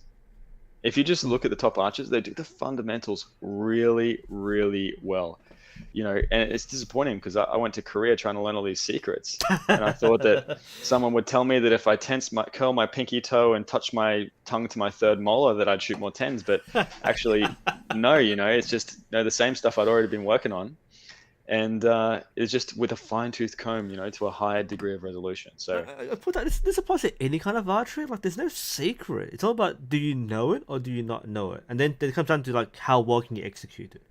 I think we need to do a video on the archery secret or something. The secret of archery. And I'll point out, I'll completely sidetrack. And like those who watch my channel, I've been doing some speed shooting recently. Especially yesterday, I was doing the new techniques, the new quiver. And it wasn't like I spent like half a year underwater for learning how to speed shoot. It was quite literally. What happened was I bought the new quiver, I started using it, and then my friend Ahmed, he said, you should hold it by the knock and it'd be much faster. And I already knew how to hold on to the knock, but I always had trouble doing it properly because I always fumbled it and didn't hold it. It wasn't balanced very well. So I went, what if I hold it like this instead? And it worked completely fine. And I shot an arrow every 1.5 seconds, which is the standard speed shooting. So hang on, is this a secret I can make a video about and go, whoa, clickbait? No, like this is common knowledge. That's how you meant to do it. And it's like people can go viral talk about like forgotten archery. Now I'm taking a shout out here to Lars Anderson here, but a lot of these techniques are actually quite well known, not by everybody, but by people who actually practice it. And it's more so that once you know the knowledge is in your head, it's then about practice and application.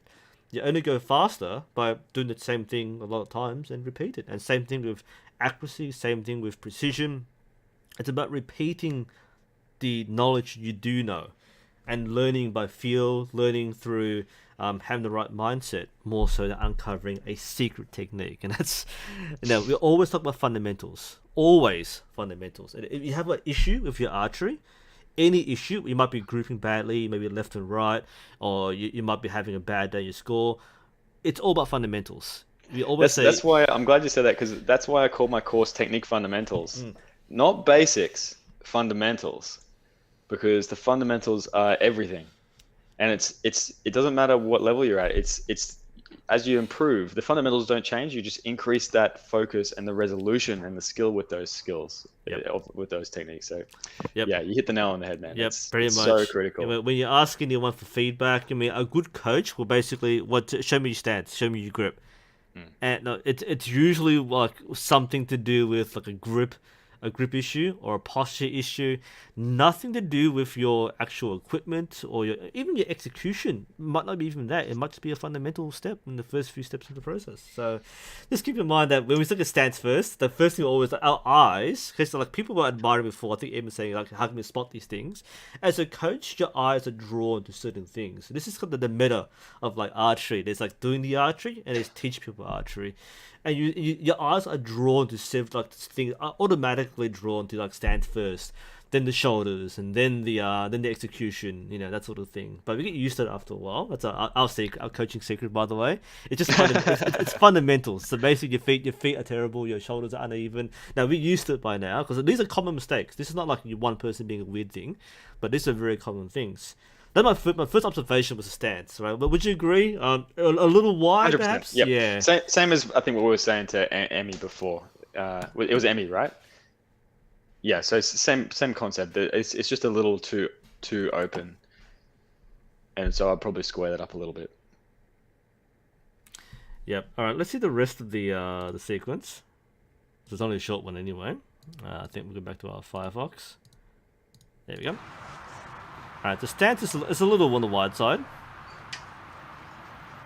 The second thing I'll quickly note here is he is shooting at a lower target, which is very common when doing practice because we can't shoot at a long distance target. You're going to be careful with the shoulder alignment when it comes to shooting low target. I've done a video about this, and this is one of the most common self-taught backyard injuries is if your shoulders are not correctly aligned when shooting a low target, you do have to pop up shoulder, but you don't realize it because you're shooting downwards. Always be careful. My advice is to pivot at the hip. Those doing field shooting, same sort of thing here. So if you're shooting level target, then you can keep your shoulders level.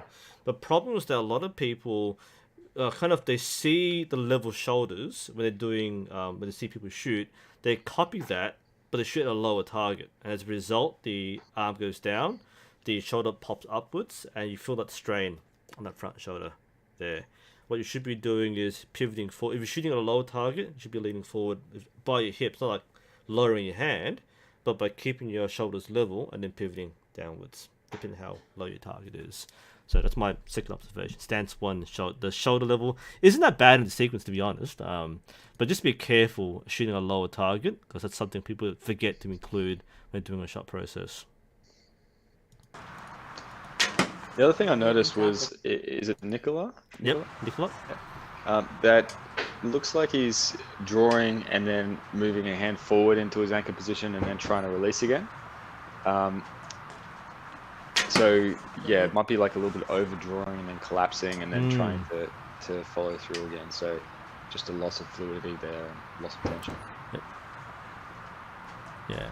And just be mindful of the head movement too, as you can see. So again, people starting out often don't know what the anchor point is, so they're trying to find it. That's okay. But once you get used to touching the right spot, you don't have to move your head to do so, because that will induce a lot of extra variables in the shot process. I want to see something. Again, we're playing Eagle Eye here. Let me try and spot something. That's a pinky on the string. Right, so what do you think there, Jared? You're just all over it with these, these pinkies, the thumb twitch. I can hardly see that. Yeah, you can barely see that. It's almost not there, but that's definitely the little finger is extended, and it's probably touching the string there. So Yeah. three Yeah. fingers is enough. You don't do the fourth finger. And can you see the little kink in his wrist?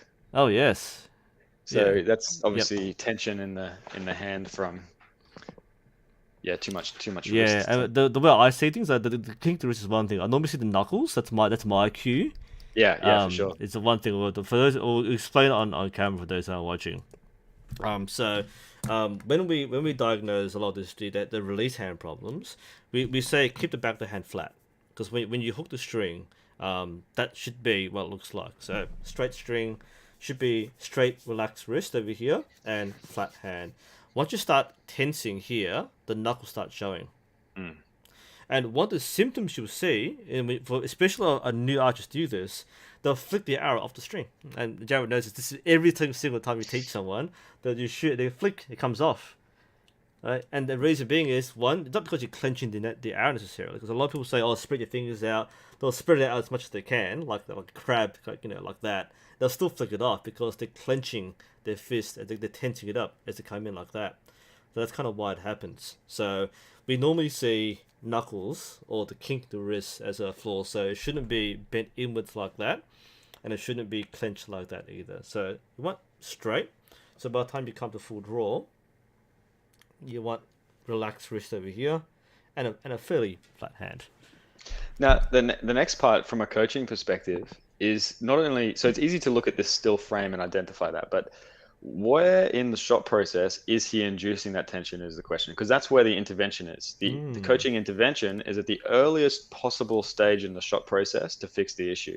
That's why we talk about stance first, right? Yep. Because it's the earliest possible stage to address other things. So let's have a look and Yep. see where he's. Boom, there it is. There it is, exactly. Yep. Like, we say, by the way, coach vision, right? Like, we both reacted at the same time, but like right away, because this is again the set position is where you get all these things right. Right, like you don't shoot and go, oh, is my bow grip right? Is my hand right? The set position is where things should be in place before you go through the rest of the process. This is like the green light of the shot process. So before you even lift the bow up, you should already have your stance and posture checked off. You should already have the bow grip checked off. You should also have the hook, checked off. And these are things which you consciously should be doing. You don't go, oh yeah, I'm just shooting arrows and I'm just going to repeat the same thing. You have to consciously pay attention to every step to make sure it's right. Because no doubt, Jared, like you see people who shoot a whole round and never realize that their grip's wrong. Like something's changed, don't realize it, and it's if you paid attention to each step of the process, then you will know. That's the key. So remember, sure, like this is the part where before you lift the bow up, you should check your wrist position. You should check your hook. Yep. 100% agree. So that's what we're looking for. That's where we spotted exactly that point there. So yeah, go on.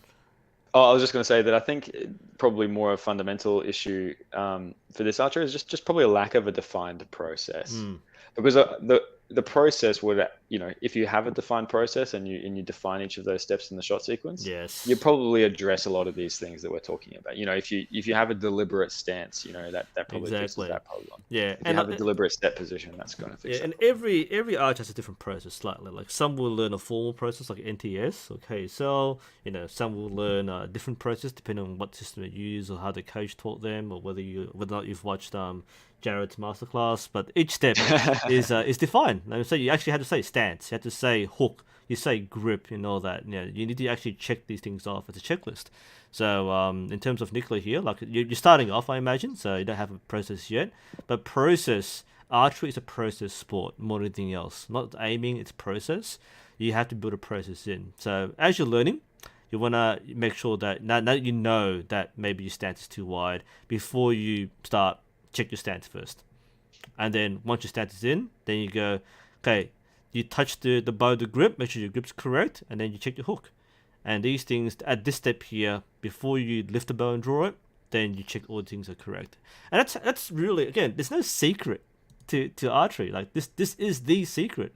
It's not some technique where how do I shoot top scores. It's, am I doing correct fundamentals first? And all good archers don't even think about it. It's subconscious because they've already done this so often. It's like, okay, my hook is good, my grip is good, we'll shoot. They don't think, they make it look easy because they're following fundamentals 10,000 times in a row.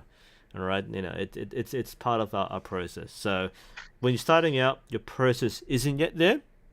That's when you tell yourself, all right, I need to slow down and call out each of my steps to myself mentally or out loud.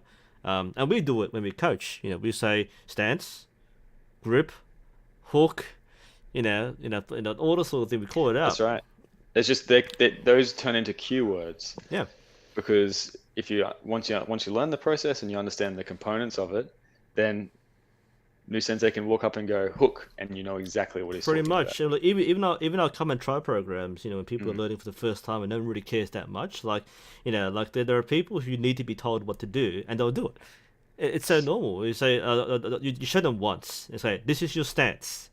Okay, this is your stance. They'll do it once correctly.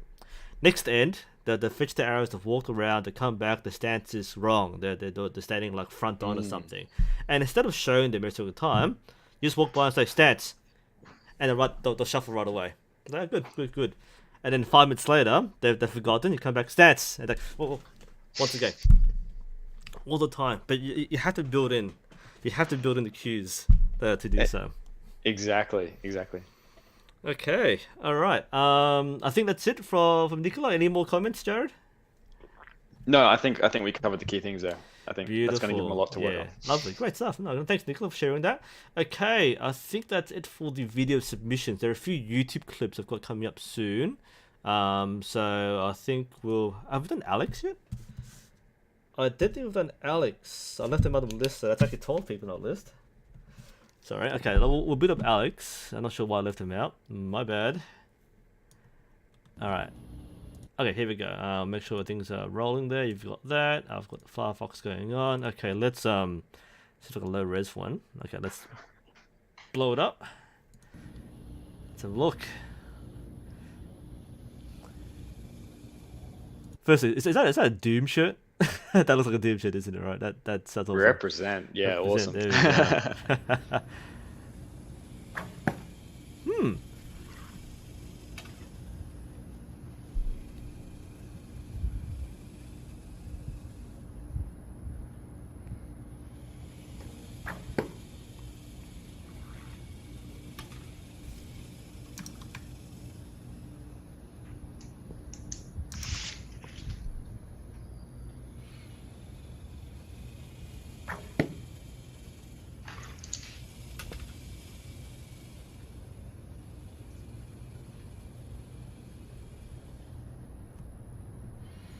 Tom, you're watching. Yes, Tom, I've got your submission. We'll do yours next, since you're here in the live stream after Alex over here.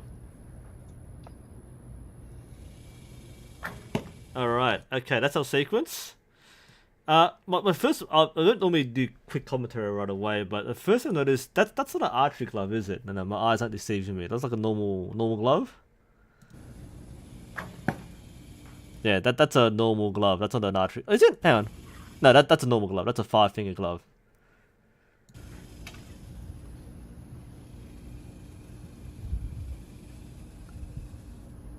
How do you rate gloves against tabs for traditional Okay, all styles? right. I've done quite a few videos on this already, but we'll mention this because I want to talk about the glove very, very briefly. Well, briefly as much as we briefly do in our fussy videos.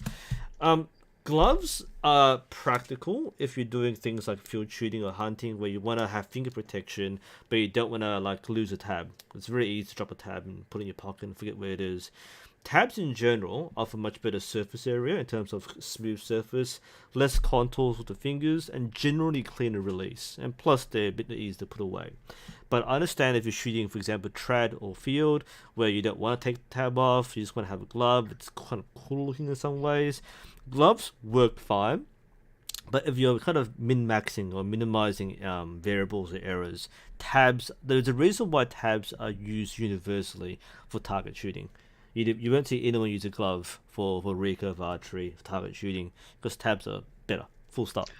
Not to challenge that, but didn't Mikkel Frangilli shoot a world record with a recurve bow in a tab? He's the heretic archer for a reason, Yeah, right? yeah.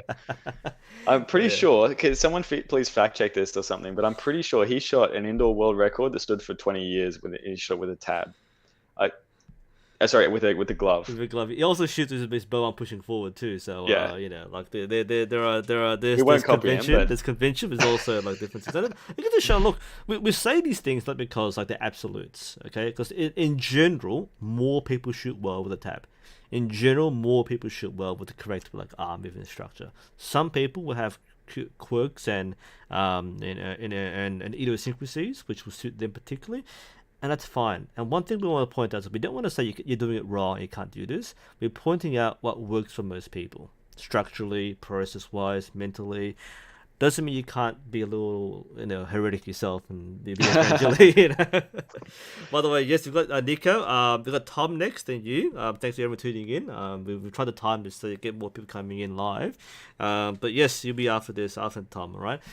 So yeah, but just finish on the glove part. The reason why I mentioned the glove part is if you're using a normal glove, normal gloves aren't really built for archery.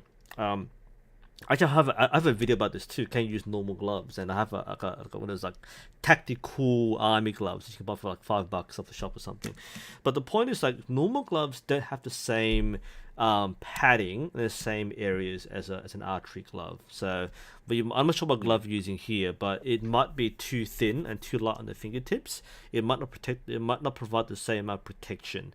Again, even shooting my tactical gloves, tactical with a double O. Yeah, the ones which you buy for like costumes. Like the fingers feel sore. I can shoot a normal leather glove, an archery glove, and I can shoot fine for like hours. But a normal glove, you feel the string a lot more. For example, on the joints of your fingers, because it bites a lot more. There's no padding there. Because often again the archery gloves have extra padding protection on the fingertips because that's where you feel the most sensitivity in terms of string coming with the fingers. So that might influence the release because you feel a bit more discomfort with the string at full draw, and that might affect your shot process, how you anchor, how you release, because you're feeling the string a bit too much. That's my observation with the normal gloves and why I pointed it out. All right, in terms of the actual shooting. What do you think, Jared? What can we comment on? okay. So as you know, I'm going to qualify this by saying I'm not a trad bow shooter or anything, but principles are the principles, the fundamentals are the fundamentals. So can we use him to highlight an example of elbow height? Is that okay? Let's pause there. Good, perfect. Yeah. So this is at the full draw position. His elbow height is too low. And I would love to share with you. Can I share my screen again? Is that okay? Yes, let's go. All right, we'll flip over. Go for it. Let me turn mine off, of course. Yeah, let's see what I can do here. Okay, let me know when you can see this. So there is a perception that the elbow height is an extension of the line of the arrow. That is incorrect. The elbow height should be a direct line from the pressure point on the grip through the hook to the point of the elbow. So this is the line of force. And so what we're seeing I'm sorry, I forgot the guy's name. Alex. What we're seeing here at the moment is his elbow height is actually a bit more like this, which indicates, a wrong line of force through the body. So I'll stop presenting there. That's my point. Hopefully that makes sense to everyone. Let us know. And which is why when we do a lot of our form checks, I often say I do this a lot verbally or visually. I show people this, and that's because. Like I said, the elbow, if you draw a line through the elbow through the forearm, it should point towards the bow grip. So sometimes you get people which are too high and they'll point towards the bottom of the riser. That's a clear sign it's too high. And then there's the low one where it's pointing into the top of the bow. So if you draw a line for Alex here, not only is it below the arrow line, that's usually a big clue there, but it's also pointing above the arrow. So that's a line of force there. So low elbows, and I should point out, Jared, you can probably explain this too. Like, what's the consequence of having the wrong elbow alignment? So, what we want in archery it fundamentally is a principle of consistency and accuracy. Now, what that means is across shot to shot, the archery technique is what we're trying to achieve is a technique that we can replicate. And a technique that has the more inefficient the position is, the more indirect lines of force through the body, the worse your alignment is, the more tension you have on your wrist. You can still shoot a 10, but the more tension and the more inefficient the body is, the more that it's more susceptible to fatigue. So your technique is actually going to change through a shot, and it's going to have a lot more errors. Your errors are going to be larger in magnitude, and so you're not going to be able to shoot anywhere near the accuracy and consistency of someone who's got a good technique structure. Absolutely. So the elbow height is the similar principle to alignment. Essentially, it's the lines of force through the skeletal structure. So we're lining up, but that works in three-dimensional planes, not just through the shoulder alignment, for example. Excellent, exactly. Okay, is that the question you're asking? Yeah, pretty much, yeah. And we'll say before, it's a reason why good form is good form for a reason. We're not doing because we're picky or you want to do it my way. Good form optimizes your body usage. It reduces muscle strain, muscle fatigue, reduces injury risk. Those are the prime factors with good form. It's less injury, more efficiency, which means less fatigue in this case. So for Alex, yep, your elbow is a little low. That's a long way of saying that, but it is a little low. Try to lift it just a bit there. You'll find yourself using more of your back muscles in doing so, rather than pulling through your arms. That's something we generally see with people with low arms, is you're using a lot more tricep, which is not as efficient, I guess, or strong as your back muscle. So that's something you can work on. And just something that the release, of course, this is perhaps the not as important. The arm is probably the more obvious thing we'll look at, but the release is what people tend to kind of be very fixated on. And one thing we'll point out, of course, is that's what we call a static release. So it's when you keep your hand planted on your anchor point and you just let go of the fingers.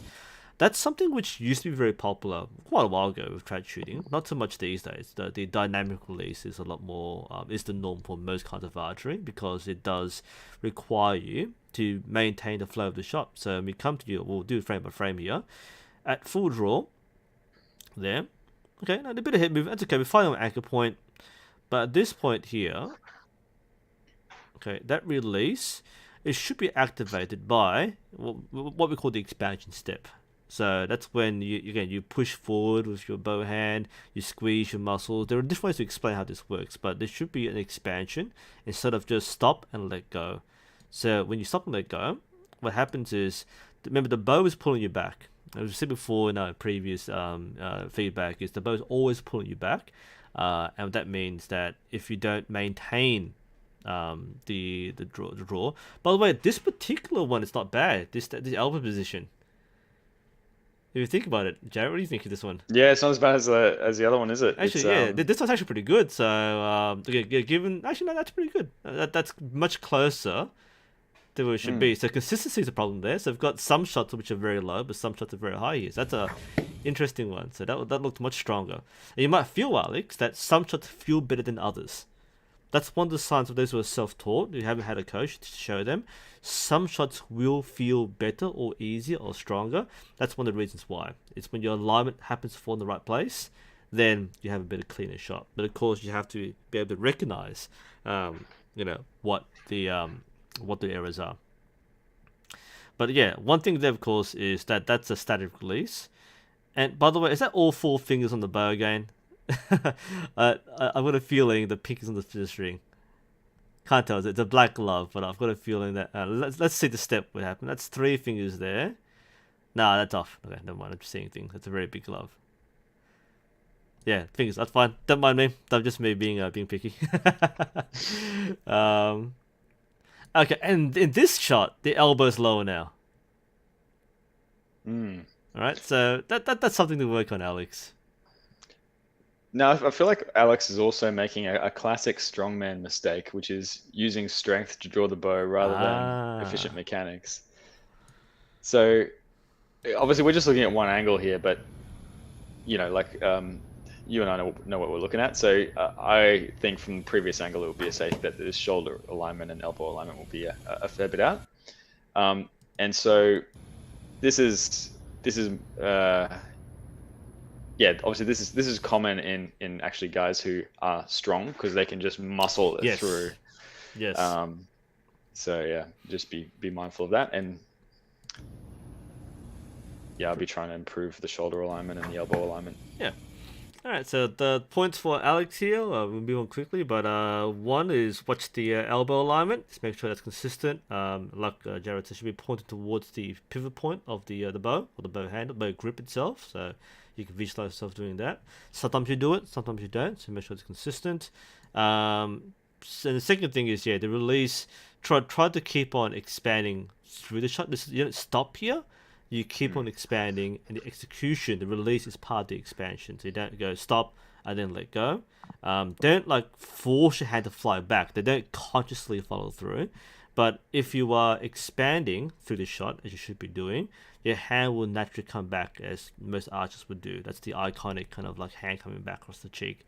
If you find yourself being static, you are coming to basically A to B, and then you're letting go. And that you stop the shot process.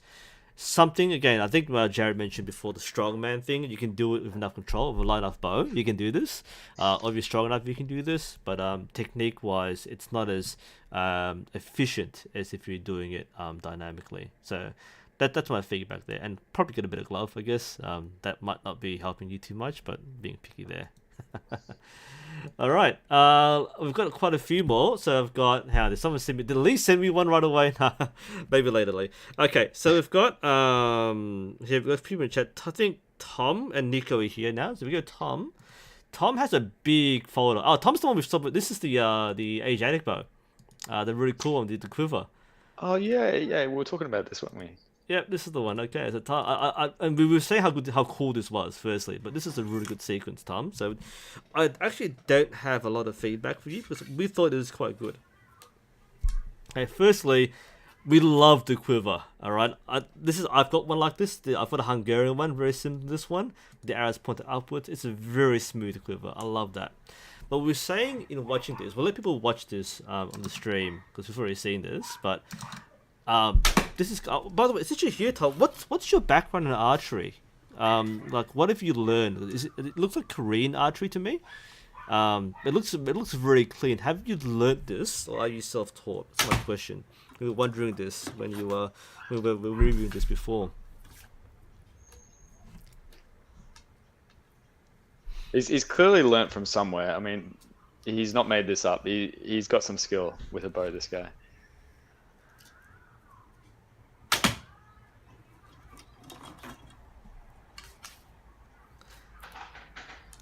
So Tom started with bare bow from my dad, and then moved to Asiatic and learnt online. You're a beast, Tom.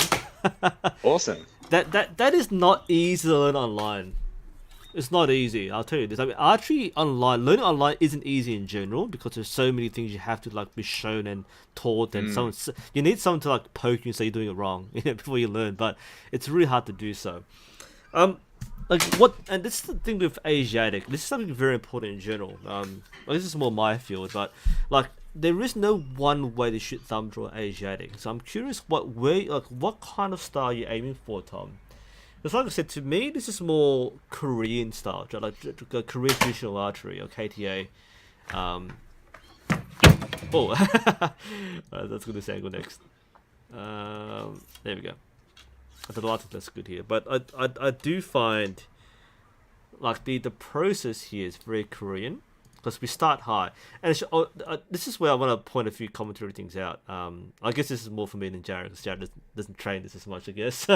But like people will always point out things are quote unquote wrong. Tom's saying that he has any particular style. Okay, that's fine because this is one of the great things with this kind of archery. In fact, archery in general. Just put my camera around because archery in general is very flexible. There's no one correct way to do archery. I mean, when you're doing things like target recurve, there are preferred ways which work well for most people. But a lot of trad archery, it's kind of figuring things out. And especially one of the beauties of especially Asiatic archery, no one's gonna knock you for doing things differently.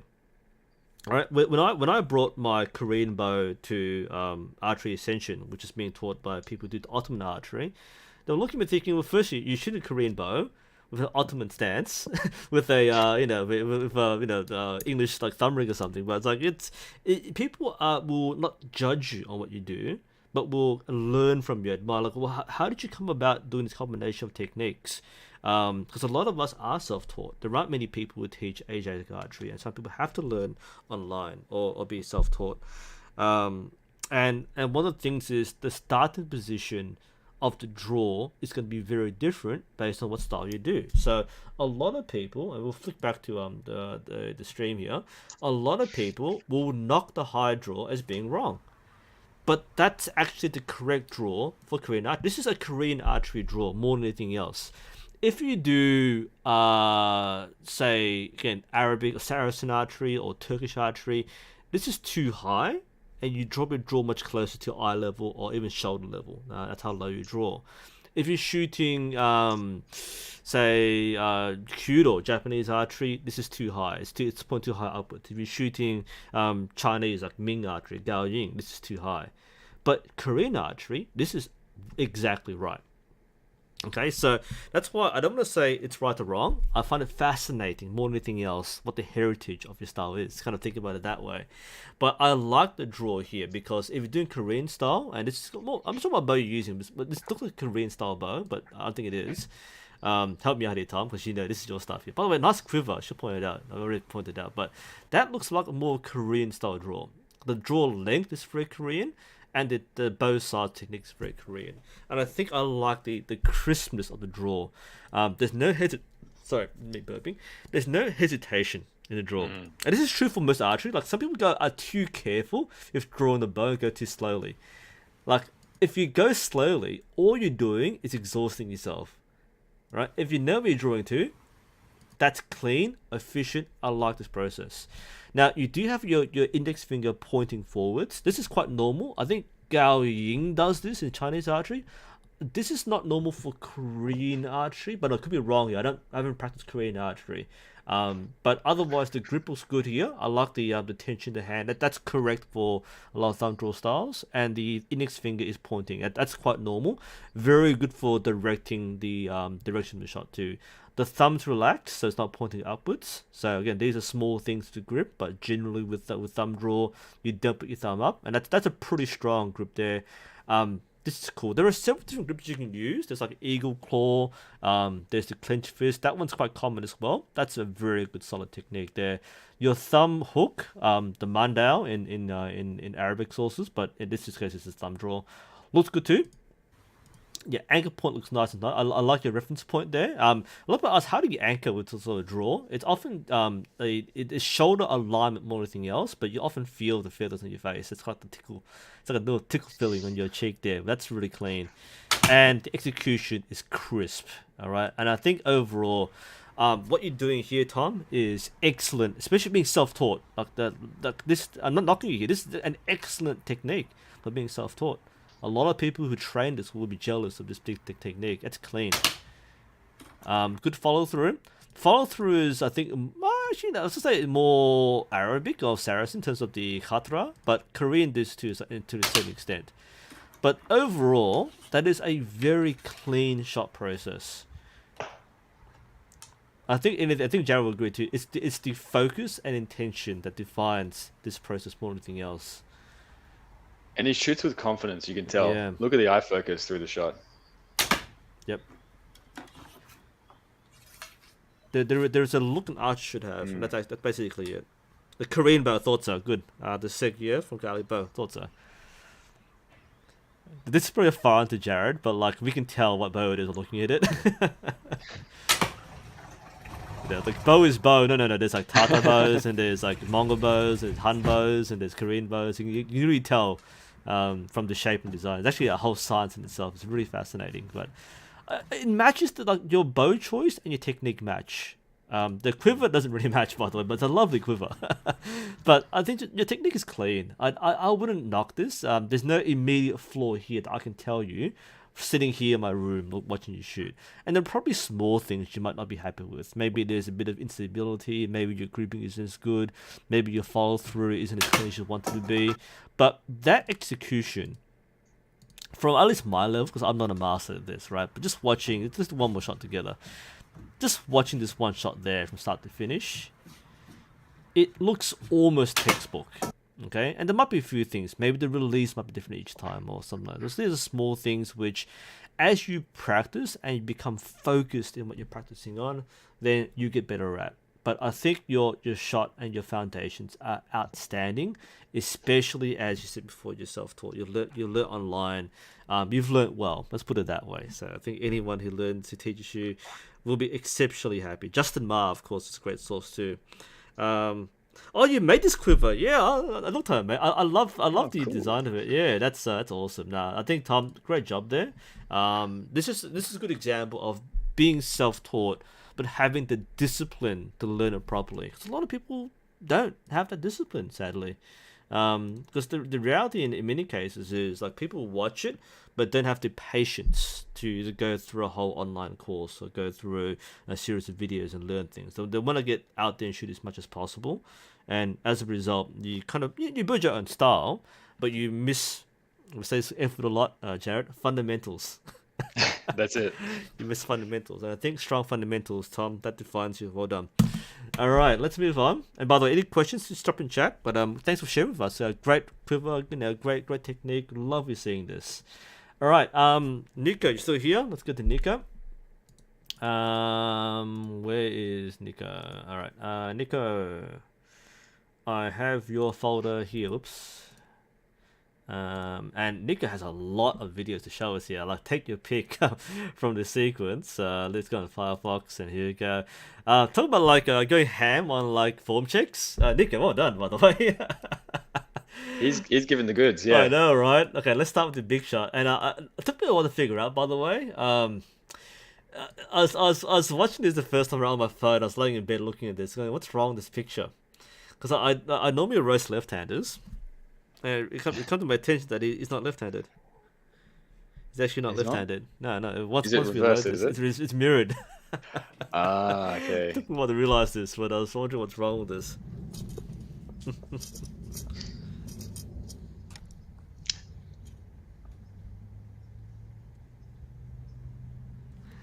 All right, I'll full screen this. The reason I can tell it's left-handed, the text is mirrored. It's good to hide the resolution.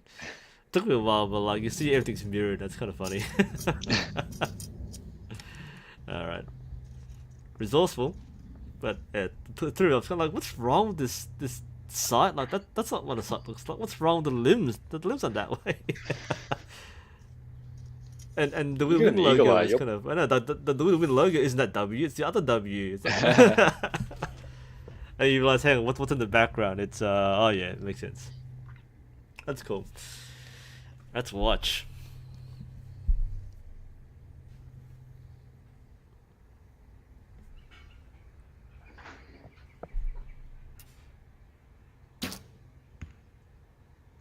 I'm not sure if it sounds nice on your side, but the click went off about a second before he released. Ah, okay, yeah. I can't hear it on my end, Yeah, but that's after good to audio know. on Yeah. it, yeah.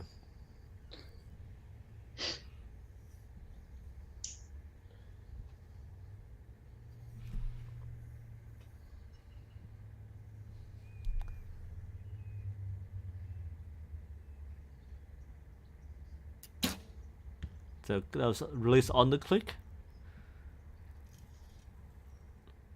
That timing was better, you said? Yep, that was right on the click.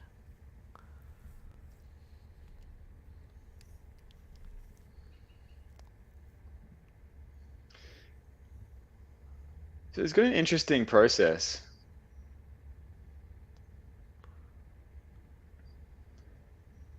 Click. Okay.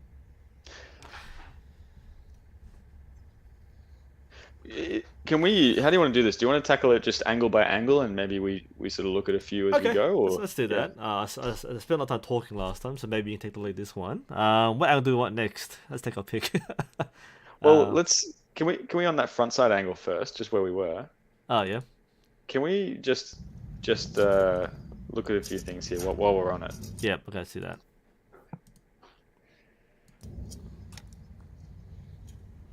Because for my first impression, I feel like he's got the right idea, Mm-hmm. but it's like all of the bits don't link together quite right. Okay.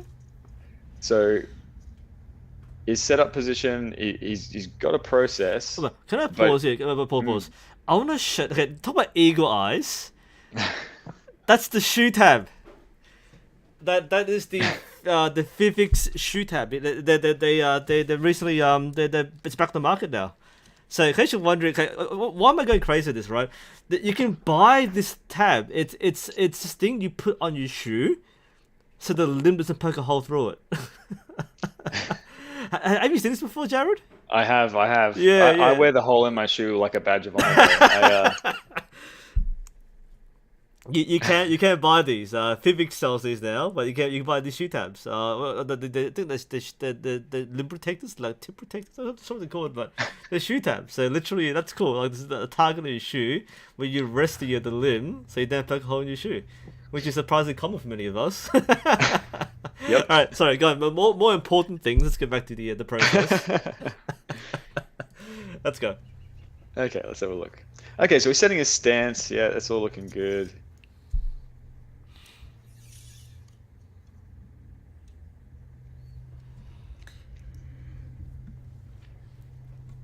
Okay, now this is if you pause there. Yep. This is typically the set or the setup position where you set your hands into the bow. And note how obviously the limb is resting against the inner thigh, which is good because it means that you actually the weight of the bow, you don't have to grip it. You don't have to squeeze the grip to do it, because once you introduce tension by squeezing the grip, the tension is there to stay. Yep. And so that introduces torque and things down the line. So now if we just move forward like half a second, boom.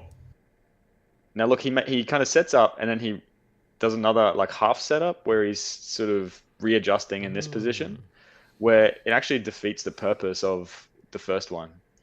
So it's like he's got a process, but it's got too many steps. Should point out that this is with the hands open up again. So we go back by Mm, half a second. Like you have the hand position here. I thought the hand should be. mm. He's like Yeah. adjusting. Yeah, like Yeah. that should be a one set position. So Yeah. that should be it. Like once you're in this position, you're committed to the shot. But then we have again that half set where change the posture. I think that's one of the things we know that like we have all the things here are good things, but they've staggered over like 2 or 3 half steps. You're right there. So that's where this is effective at this point. Grip should be done, hook should be done. So once everything's here, that should be There. it. That should Yep. be it. Now, at this point in time, he should have already set his posture and looking at the target to set his head position. But he kind of adds another step to do that, which it then kind of compromises the original Yes, setup that's good. position. So for head position should be on target, and then you lift the bow and go through the rest of the process. But Yes. head is looking down. That's you're checking. That's fine. It's good check, but it shouldn't be Very done after deliberate. this. Yeah, Very deliberate. deliberate. Yeah, Yeah. and we always say like these steps should be conscious. Like when you're learning, conscious, and when you're having troubleshooting, be conscious about every part of the process. Don't go autopilot and just assume things are fine. It's good to check. Nothing wrong with this at all, but you have to commit after this point. So this is where basically for your posture should be in place, head position should be in place, your shoulders should be in place, and then you go to the shot. But as we said before, so at this point there, now the shoulders come down. Now the posture's come in. Readjust his posture. Yeah. Yep. Okay. Now look. Pause there. Just back half a second. There's a deliberate point there where he sets his front shoulder down. Can we Yes, just yep. replay that? He raises up. Yep. Boom. Okay. Now he's doing it the hard way here. Ooh. And he's making that classic strongman mistake. Look how built this guy is. Like this guy works yeah. out, right? Oh yeah. Not many people actually have can do what he just did. So, but what he did, if we play it again a couple of times, Yep. And actually, can we turn on the screen where you can see us as well for the streamers? Yep, let's do that. Because I wanna kind of demonstrate something, if that's okay. Yep, we're on. So okay, so what he's doing is he's actually like kind of shrugging the bow up and then pulling the shoulder down. Um, that requires an incredible amount of strength to just sort of reef it up and then load it down again. It's quite an inefficient movement. Really, what should happen is, from that set position. Let's see if you can see me here doing this. Yep. From that set position, the intention here is as you raise the bow, the intention is pulling the shoulder down and giving the bow direction towards the target, and that is how you raise the bow like this by keeping the shoulder relaxed without just like picking it up and then having to force it down. So the way that he's doing it there requires a lot of strength, and he's doing it, but it may be the kind of thing that's going to cause inconsistency because now this guy looks like he's taking it seriously, which is cool, but depending on what your goals are, if you want to get to a high level, that means you need to shoot a lot of arrows, and then you can introduce things like fatigue becomes an issue, which means that you can't train as much, which means you can't get to the high level, and then you can potentially get injuries as well. So that small change in the raising step, where you're raising the bow, keeping the shoulder down, keeping the direction towards the target rather than just reefing it up with muscle, is going to really, really help your front shoulder consistency. Absolutely. So let's have another look again. Yep, let's go back. This is good. We're just segmenting the shot down into a few different steps. Okay, can we look at where he's going from, like coming into his like pre-draw to anchor position? I want to do a second shot. So sure, yeah. So again. So all the things are conscious steps, which is good. Oh yeah. Yeah. But it shouldn't be. See that set? Yeah. That's the rotation there. That can be. That's hard to do. Sorry, get back again. But let's say it's good to go through each step. That's great. What you're doing mentally is good. I'm saying like it's a bit too broken to too many steps rather than one smooth one. Okay, but now the next thing is... that one there was the rotation you can see of the shoulder. Yes. He's definitely doing it. Yep. Okay. Now the next thing is he's kind of bicep curling it into full draw. Isn't it, right? That's what you're doing. Bicep. Yes. Now let's look. Can we look at the other angle with his alignment? Okay. 6 o'clock. Yeah, let's look at 6 o'clock, and then we'll look at the 9 o'clock angle because thankfully it looks like he's wearing a tight shirt. We might be able to see his scapular movement quite nicely. It's actually a loose shirt, but is that well built? Yeah, exactly.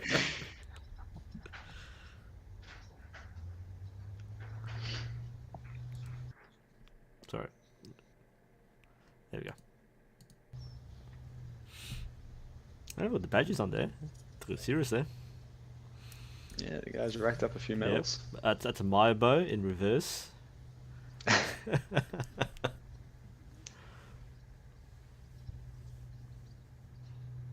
Okay, setting his posture.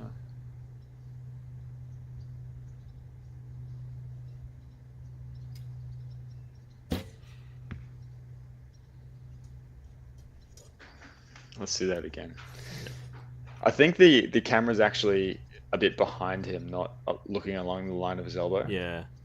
So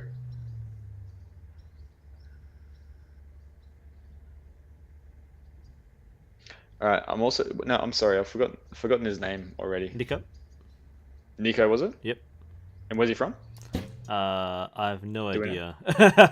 Nico from the internet. Nico, where are you from? He was here before. Is he in the chat? He was before, yeah. Yeah. So, all right, I'm going to give you a recommendation. Spend for a $20 investment. Go and buy some balanced discs. Ooh. You want 2 of them. They're little cushions that are inflatable, and you stand on them. Now, you might not shoot on them, but you can do some drills with, a training bow or a rubber band or whatever. Because you can see through his draw in this angle is really obvious how he's shifting his weight forward, back through the shot. See, he's like leaning almost all the way into his toes here. Whoa, it looks like he's going to fall over. And then as he draws, he's kind of shifting his weight, and on release there was a bit of a recoil. See that? Hmm. So just the perception of his balance front to back is a bit off. And so what these balance discs do, because archery is not an academic exercise, right? We can sit here and we can break down and say, right, your balance is here or there or whatever. But at the end of the day, he's got to be the one to go and apply it. So what the balance discs do is when you stand on these things, it takes away the lateral stability. And so you have to train a higher degree of perception of your balance. And so then when you jump off them and you jump back on solid ground again, it's almost like if you've been on a boat all day and you step on solid ground, you feel like, you're bolted down, you're more stable. It's a bit like that. So Nico, invest in a couple of them. That will really help. No, we'll do So one more back for you. Okay, it's slightly not quite in line with the arrow, unfortunately. It's slightly off. Is this in some of the UK? Because there's this rugby like goalpost over there. Well, your steak is down by the cabin. I've got the voice on my side. That's the most thickest British accent I've seen. You can't hear it, unfortunately, but it's I'm gonna feel this is UK. I don't know, Treacle said. This is like GeoGuessr archery version. Oh yeah, that particular tree grows in Devon. I don't know. Okay, so can we look at an angle looking at is like from the 9 o'clock angle? All right, there we go. Look at this one. Yeah, he's given some good angles. He's Yeah, very. I might show a whole body one actually. Remember, he is right-handed, so things are flipped around. That's cool.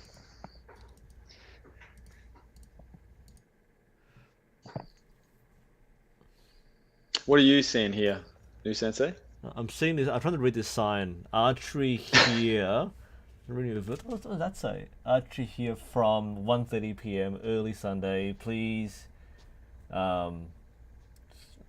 something parked cars before then. Okay, please move parked cars before then. Okay, sorry, just distracted there. Okay, well, what we're looking at, apart from reverse riding, look at these stats. Always stats first, right? The fundamentals. His toes kind of pigeon-toed a little bit. I feel like it might be because the ground's uneven, which is also a factor in archery. I mean, he does have a square stance. Most archers should open. Nothing wrong with a square stance. It's very common as well. But I've got a feeling that the feet position look almost angled inwards. What do you think, Jared? Yeah, I can't tell whether it's a camera angle, but it looks like he might be slightly pigeon-toed with the toes a bit, angled towards each other. Well, just check that, mate. Yeah, it might be the shoes, but it just looks a little off there. By the way, arrow counter, you tell it's serious. If it be serious, guys, buy an arrow counter, just put it on your quiver. Exactly. We'll know you're serious. Yep. Let's see the number on it. See that'll test your attention to detail. Now, this is telling, by the way, that bow grip.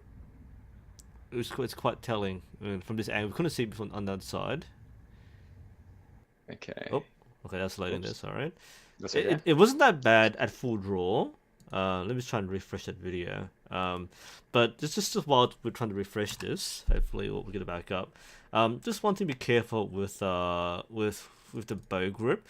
I know people will say to keep the hand like off the riser, like don't touch it, that sort of thing.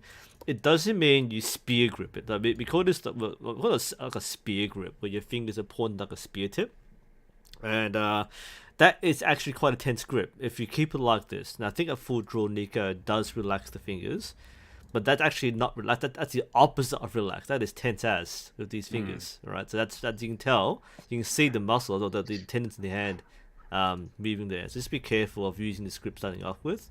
I think at full draw, there's adjusted, but like we said before, that's something you should set before you draw, rather than as you draw. So before you even pick the bow up and lift it up, that should be the grip should already be set in the correct relaxed position.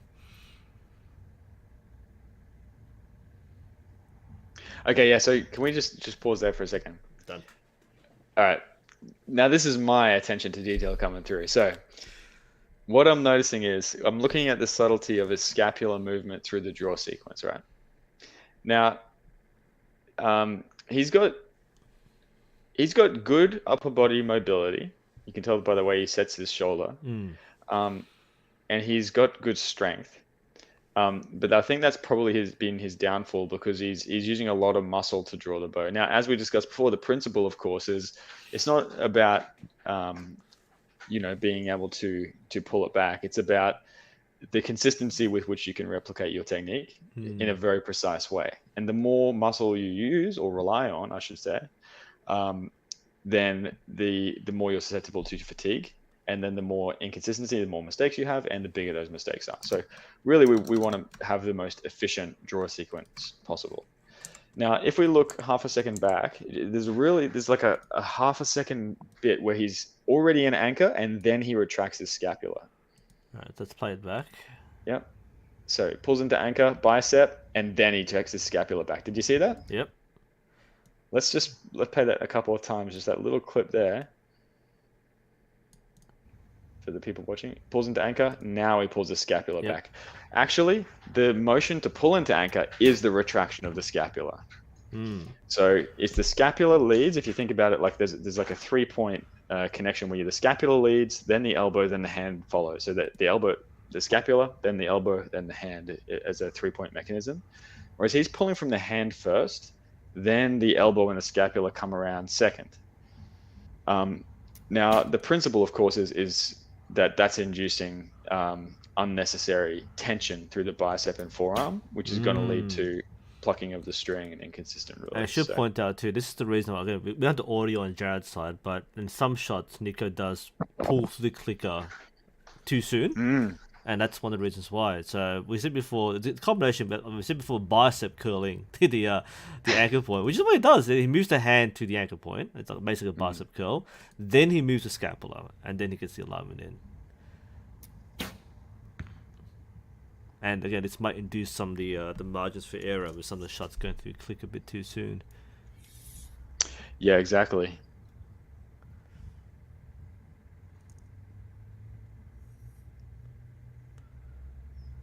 What effectively is, like, there shouldn't be that much muscular motion at that point in the draw. When you're already in full draw? Yeah. Yeah.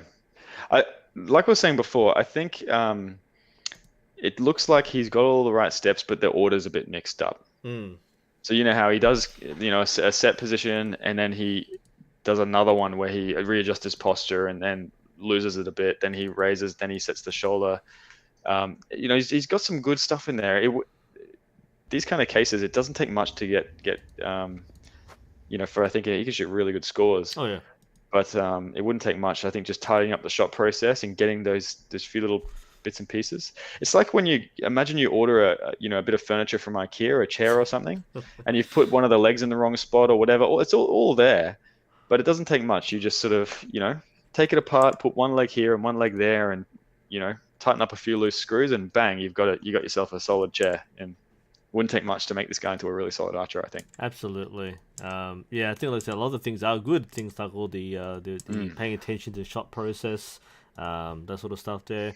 But yeah, it's kind of a bit too many half steps. Once you kind of iron out that pre-draw routine, then I think you'll be looking pretty good. All right, thanks, Nico, for that. We're going to move on to... we're out of people here. We've got a lot more people going on. Let's go to Daniel. Oh, yeah, it's Daniel. He's the one who wrote me an essay. Okay, so Daniel sent me a lot of videos, but I'm going to show two particular, because I love what Daniel's doing here, because one, that you can see this on the screen, but this is the one where he says literally like frustration. And we might watch that later on, but this is the initial set here. So let's watch Daniel. Okay, a few shots.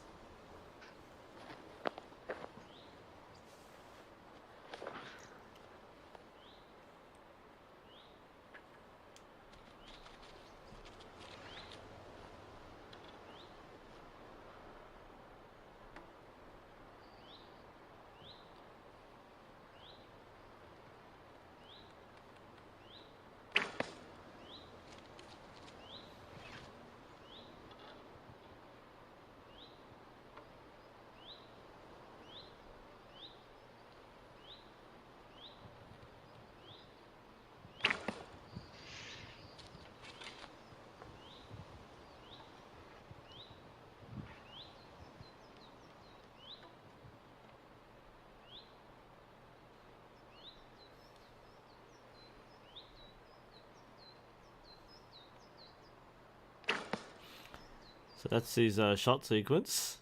A bit more might do a bit later, but we'll watch the second one, which is the frustrated one. This is an hour later, according to Daniel's commentary. I think I was getting a little frustrated with his shooting.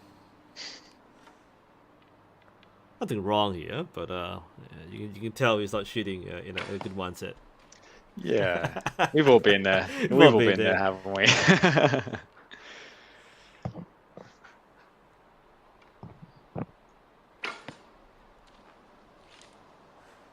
You can almost tell from his body language. I can't hear the audio, but he's just You can tell everything's falling apart. Even before this, but you can tell this sequence. Body language is taking a lot there. The way he's putting the arrows in, so he's frustrated. Just almost doesn't care now. He doesn't care, and this is the point where you just don't give a shit anymore. Sorry, children, but it's that mindset where you just don't care anymore. You just don't give a crap anymore. And when you're frustrated, and that's fair. We are humans. So this is what I want to admire Daniel for sharing this particular clip and highlighting for me, because this is a good coaching moment as well. Because there will be a point where you will feel frustrated. There's absolutely no doubt about that. You will feel frustrated, and there's a point, and I guess Jared can chime in here too. It's there's a point where you should stop. As much as we love archery, we want to shoot, want to push through the pain, push through the form problem, but there's a point where you have to stop because you're actually doing more harm to yourself by shooting when frustrated, by not caring about your form, by letting things drop. Jared, what are your thoughts and experiences on people going through this? Look, I can definitely relate because we've all had those days, right, where we shoot like crap, and it can be frustrating. And so, but I think it's important to understand, as you were saying, that archery is a process. Archery is not a sport of perfection; it's a sport of pursuit of perfection. And so, the way that I work through this with myself and my students is encourage reflections. Now, this is a bit of a mindset technique or a mindset hack.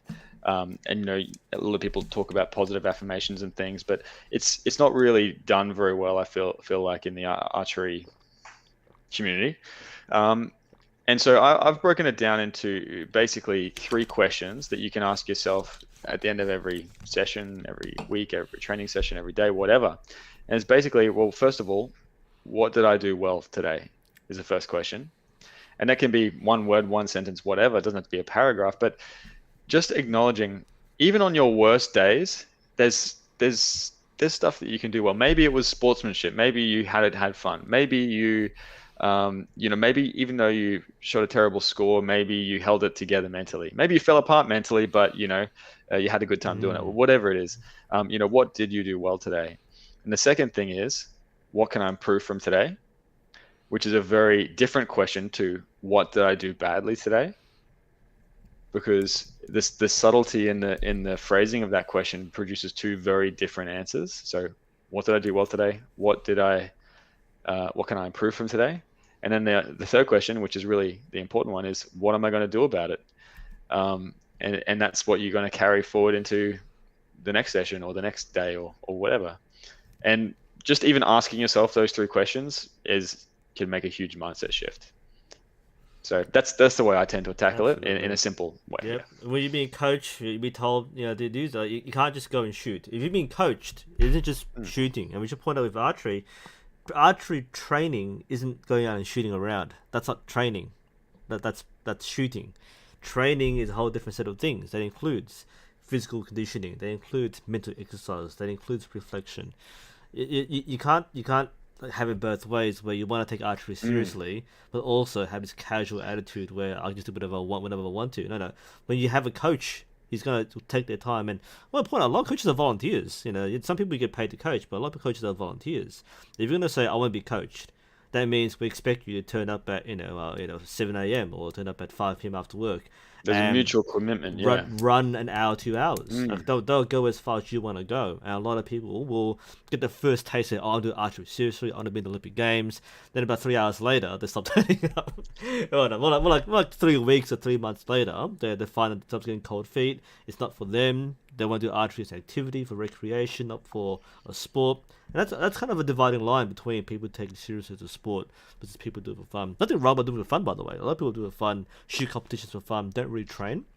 Can I offer a perspective on that? I find it really interesting because you're right. Not everyone wants to be Olympic champion, and I'm actually surprised at how many people tell me they do, but maybe don't match the work ethic. But that's another story. But the point I was trying to get at is that regardless of what you're at, I get a lot of people asking me, "Oh, Jared, I don't necessarily want to be Olympic champion. Are you still happy to help me out?" Well, yeah, of course I am, because archery is like, no matter what level you're at, archery is a sport of improvement, of personal growth almost. So, no matter what level you're at, you want to improve.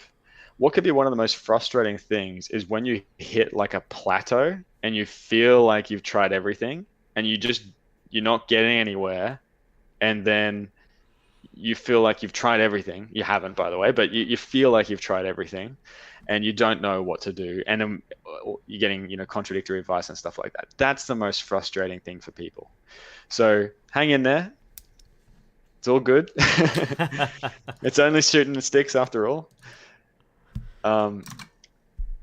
But yeah, it's a process and you have to enjoy the process. Pretty much. So going back to my good friend Daniel here, some mental tips for you. In my learning, we go through similar things, but the mental game is important than anything else. So with that said, there's some quick observations. There are a few things here that we could address very briefly. So just gonna go and hammer a few things out. Bow grip seems a little tense on the front hand over here. And you can actually tell because the shake is quite significant. I mean, you can see even on Jared's 5 frames per second, there's quite a bit of movement upper shoulders here. So I feel there's a bit too much tension. You can see in the hand over here, like your bow arm, you can see the muscles are like ripped here. I feel there's a bit too much tension in the bow hand. A bit might be an understatement, but I feel there's too much tension. You gotta relax, take it easy. The front hand, you can see again the veins are popping out nearly on the high resolution. I'm feeling, again, it's hard to tell visually without being there, but I'm feeling there's a bit too much tension in the shot. So the bow hand's too tense, the string hand is a bit too tense, and as a result, it's almost like you're like a tug of war between the front hand and the back hand. And both are trying to fight for which has more control of the bow. It should be more of a delicate equilibrium rather than a fight with the bow. So just be mindful of how you're gripping these things. Okay.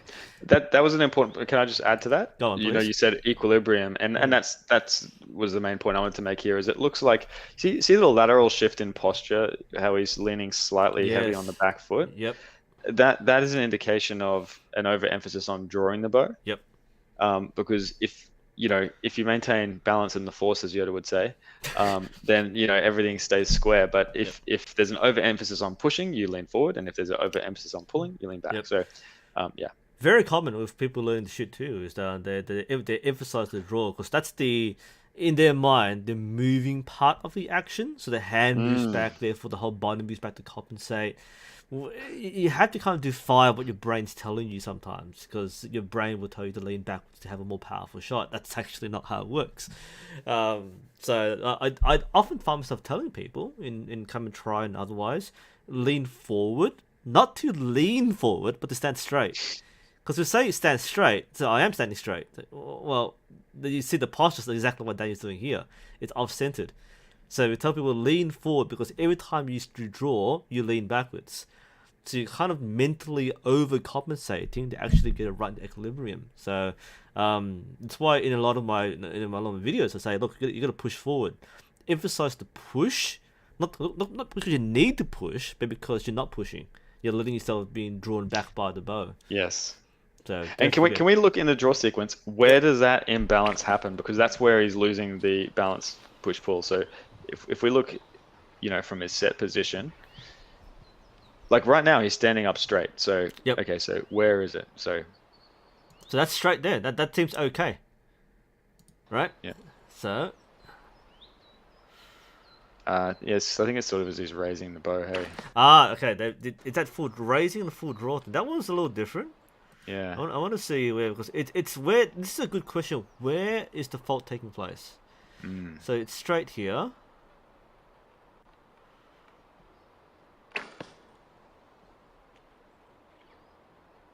I didn't even see that. Like that's a very subtle shift. It's also varying a little bit shot to shot, Yeah, I it think. is.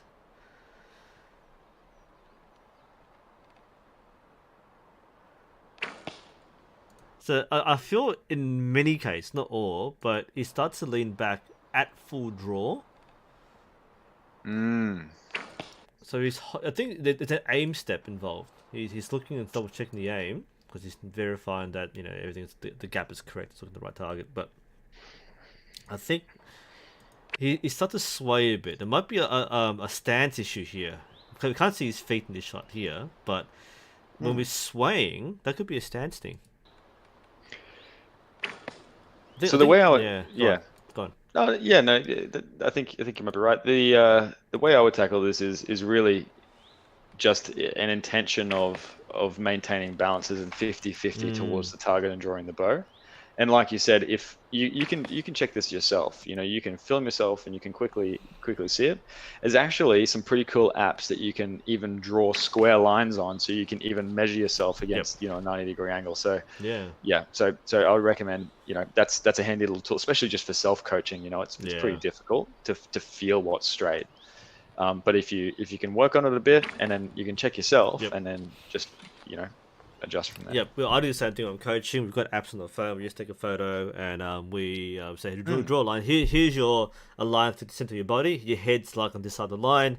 You're not standing straight. They go, oh, okay, I get it now. So they push forward, just throw them out so they get it. If you can film yourself, then you can record yourself with like Coach's Eye or some kind of different app which allows you to draw a line. It's really easy to do.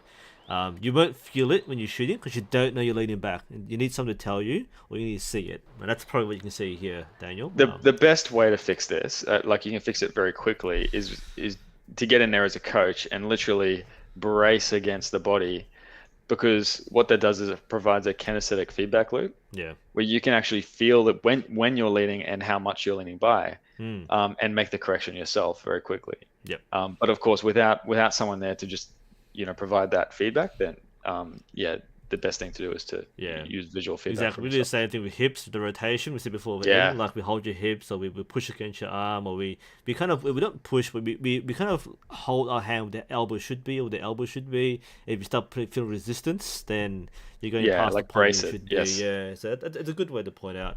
But yeah, I think for quick stopgap measures, put more watch your balance of your feet. I think there's a bit more of back foot kind of bias, which makes you lean backwards more in the shot. Maybe a bit more front foot.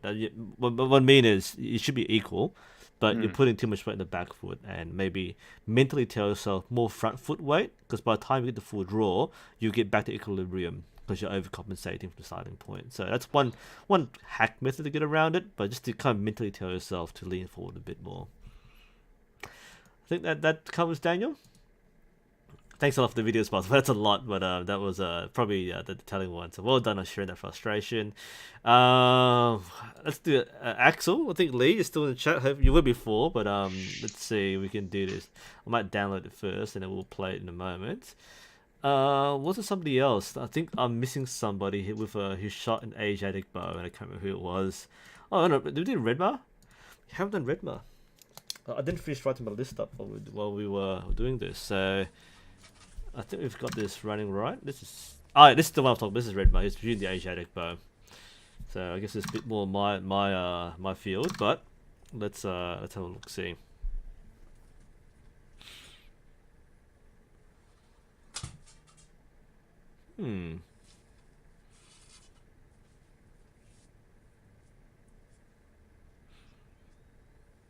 I might be wrong, by the way, but this might be a Hungarian bow, but I could be wrong. I'm just kind of using my novice bow recognizing stuff. I've got a Hungarian bow here, which looks very similar. That's my guess.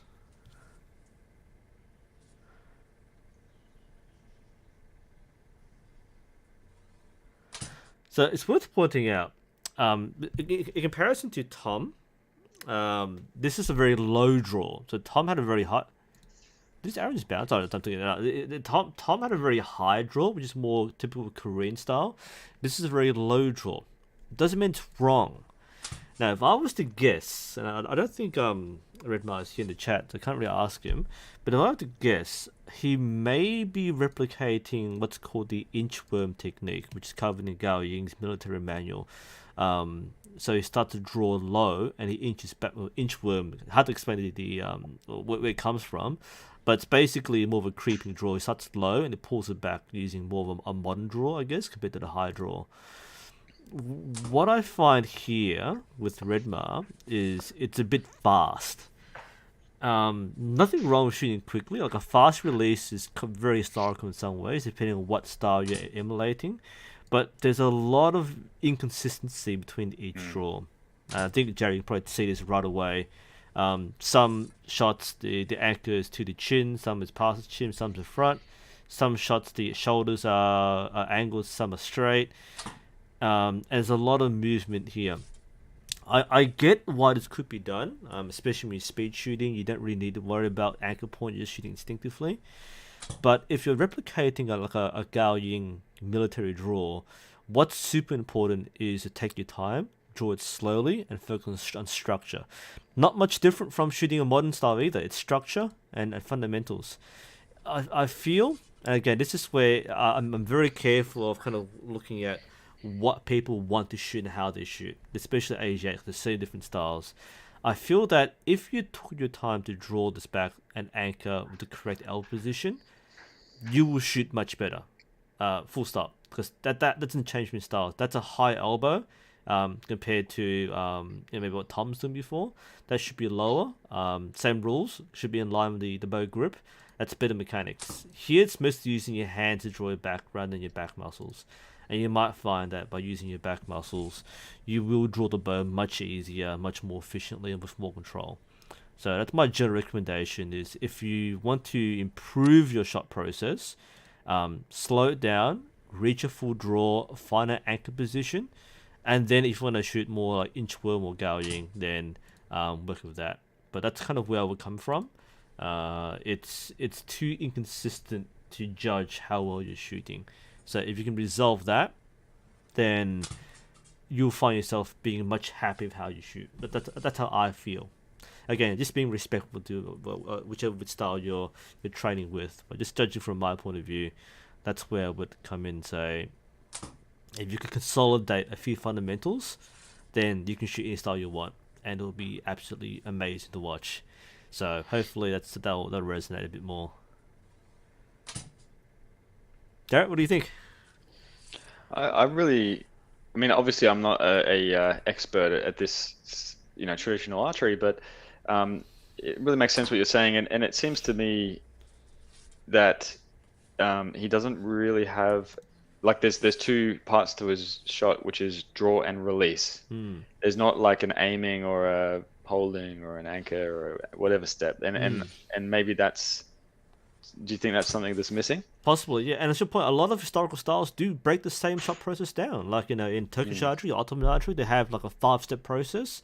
In fact, one of the exercises I did with Ahmed Karat was we were comparing the NTS or the KSL process with the Ottoman process. And we're trying to match where things would sit. And things fit. They're named differently, and they're kind of framed differently, but they fit in the same process. If you read Gao Ying, same sort of thing. There are steps in the process, and I think you're right. I think there's not much of a process here. It's more of drawing and letting go. And I think if you want to structure this a lot more, you'll find yourself shooting a lot more consistently because you can break down each part technique and isolate specific things. It's true. And I guess just from at a higher level, as a theme of the coaching process that we've covered tonight, we've gone through, from the ground up, we've looked at that from a number of archers and how things in the stance or the posture or the hips is affecting the rest of the shot sequence. And then we've talked about the process, which consequentially is from the ground up. Yeah. And so, from a coaching point of view, that's where the analysis is done is analyzing throughout the shot sequence, whereas the weak link, plugging it at the earliest possible stage in the shot process. Exactly. And if there's And any problems yes. here, isolate which part of the process are we at.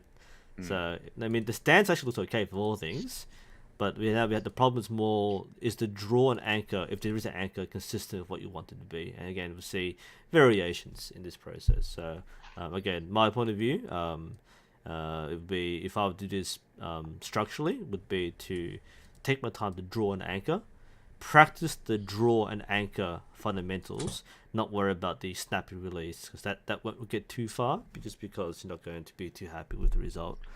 All right, let's do one more. Let's just sent in the last second by Lee. I think he's in chat right now. Lee, if you're in chat, say hi, by the way, because I think you're here. That's not Lee. Let's get back to Lee. Emailed in. Let's go. Hey, back to something Jared knows.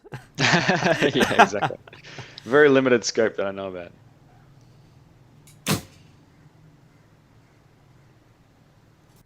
Oh, one shot. Okay, that's a nice one shot. By the way, nice. This is your room, right? You got your target in your room. You got your whole like gaming setup here. And you've got like your target right there. You know, I wish I had that. I don't know. That's cool. When I'm bored, I'm loading a game. I just like shoot a couple of arrows. You can see I've got my mirrors behind me. That's where I do SBT, by the way. By the way, this is a clean shot. This is actually it's only one, but that's clean. Have we only got the one angle? Yeah, it's only one angle. I think he literally just did it. Oh, okay, cool, awesome. Okay, so let's watch this. So let's talk about what's going on good. You want to start this one, nu.sensei? I like the process. Mm. Like, this is okay. We can see intent in every shot, right? There's a look people have. They're focused. They're not. This is different from Nika, who's like checking every part of the process, which is a good thing too.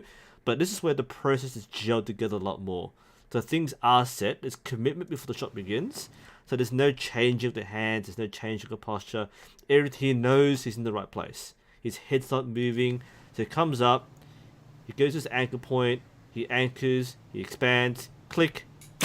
Shoots. Very predictable process. And because of that, because he has such a good process, and he's clearly he's drilled this in. He's trained. There's a lot more fluidity in the shot. You know what I mean? It's snappy, it's dynamic, it's looking nice. There's no hesitation. Like, a lot of people will hang on to this part here. They go, oh, I'm trying to expand a bit more. I'm trying to aim a bit more. He's committed. But how do you fit your stabilizer in your room? That's actually incredible. that's what they can't do. Oh, I can, but I'll probably knock half the things off my desk. But that's incredible. So let's watch this a couple more times. Now, one of the thing, again, it's hard to see just from the lighting and the frames and stuff, but in the release hand, in the second before the release, I think, and we might rely on your eagle eye here, nu.sensei, is it looks like there's a little bit of a hesitation or an anticipation of the release in the muscles in the back of the wheels. I just saw it. You're right. That was a very good. I'm impressed. There is a very slight twitch. And so just for everyone listening, this is what it's about, right? You go through the shot process, ground up, you build the process, you learn the fundamental skills, and then as you increase and as you work up higher in level, you increase the resolution with which you focus on those skills. So here we've got an archer who's got a really well-defined shot process, high level of skill, has drilled this in. So now we increase the resolution with which we focus on those skills. The skills are the same. So when we look at the release, it looks like there's a little bit of a hesitation or an anticipation of the clicker going off, maybe. It's very hard to tell looking at just one shot. That is such a small thing, but that is what that's what separates you shooting 70 meters a gold shot from a blue shot. Absolutely. Yeah. That is such a fine tune. And even indoor, it's what you're shooting a smaller target for, same sort of thing. It's going from a 10 to a 7. That's gonna throw a shot off. Is he in chat? He was before. Not sure if he's in chat right now. Axel Lee, if you're here. But he sent it in like just before he left, I think. But that is such a small thing. Okay, so let's talk about how the process would be of working through that. Now, obviously, we would want to look at more than just one shot and things, but with what we've got, the process that we would take is first of all, his setup's looking good. It looks like he might be, and again, I'm trying to put two and two together here, but we've got to be careful that he's not curling the fingers to try and make it click, that he's not introducing see what I mean? Yeah. So we've got to make sure that he's not pulling with the fingers through the clicker, and that there's almost like a feeling that the hand is fully stretched. So in this regard, I use the term that start with the end in mind. You know, so in the setup position, if we can pause. Do we see the setup? Right. Setup. Let's have a Oh, look. just sorry, his set position. Yeah, like right at the bottom where he's just setting his hands onto the there. Now, the resolution is not that great, but it looks like he's got maybe a kink or knuckles. It's hard to see. Maybe a little bit too much tension in the hand. I'm not going to say he has. I'm just going to say for him to go and check it. Because once that tension's there, it's not going away, and it's going to cause inconsistency. So when I say start with the end in mind, that means that in that set position, when you're setting your hands and you're setting the hook onto the string, pre-stretch the wrist. You know, lengthen the hand. The tension of the hook. Actually, can we switch it onto the camera so I can? Okay, let's flip that sort over. of try my best to show this. Yep. So hopefully people can see this, but the tension of the hook is not by making a tighter fist like this. It's just by curling the fingers over more. It's almost like you're trying to curl your fingernails around the string, rather than tensing through the forearm and the hand. The tiniest little bit of tension makes a huge difference. So this is the kind of thing that may not be overt or really obvious, but might just tighten up his groups at 70 meters. So yeah. Yep. I should point out too that the finishing pose with the fingers is actually almost photo perfect. Yeah. The fingers are relaxed. And one thing you can tell, a lot of learners, they'll flare their fingers outwards when they release. We saw some of the archers before, they were holding still and flaring it outwards. Same thing with dynamic releases. The flare often indicates too much tension, and you're kind of relaxing it all in one shot, like you're kind of blowing it open. It's not really open the fingers, it's relaxing the fingers. And one of the telltale signs of relaxation is the fingers finish in the same position which they started. So the fact that we have Lee here, we'll just play it back very briefly, sorry for those on camera. So we can play it back. He's starting position with his fingers. Should point out that once more to release, if the fingers are aligned in the same direction, that's a good start position, by the way. So there's nothing wrong with the finger position. When he releases, they also finish in the same position, and that's very good training. That's some good practice, good training. And I think it's the sort of thing where you can shoot really well. This is something he will shoot good scores. He's probably already shooting. Yeah, undoubtedly. This is a clean shot process, and we're picking on the most minute things because that's what the next level is. You've got to address these really small things, which you might not even realize is happening. And you need an extra set of eyes or a camera to identify these things. So and again, look, we're just a couple of blokes on the internet, so you need to go away and do interrogate these things and check it and look up not just one shot, but look at many. And the other thing that you can do is check your arrow plots. So when you're scoring, I hope you're plotting your arrows, and so that you can see your patterns on the target and where your mistakes are. That's often quite telling for these sort of mistakes. So that's another good thing to see where opportunities are for more points. Good. Well, that's a good note to finish off with. That's like a near 3-hour stream, so really thank you for your time, Jared, because that's a long coaching session for most of us. But these are very valuable opportunities. We'll learn from each other. And again, really want to thank you for your extensive feedback.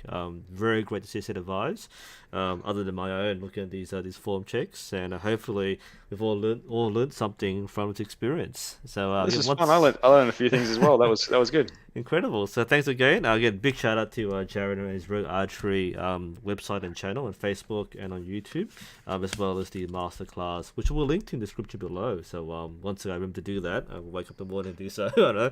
But we'll definitely check out his course. It's not a hard course. You just watch it at your own leisure. But like we said before, a lot of it is holding you accountable. So wherever you are, if you're training, especially in these times when we're locked down or things are closed down, down. It's very hard to maintain that composure, discipline, routine. I've had a hard time the last year or so maintaining that routine and drive, and been trying to find it in different ways. So having a coach and someone to guide you can be the thing you might need to push you out of really rough times and getting you back outside and pulling a bow back and shooting arrows again. So once again, huge thank you to Jared for joining us, and maybe we'll do it again sometime in the future. But hopefully wherever you are, you stay safe. Jared, any last words of advice or motivational tips for people going through this?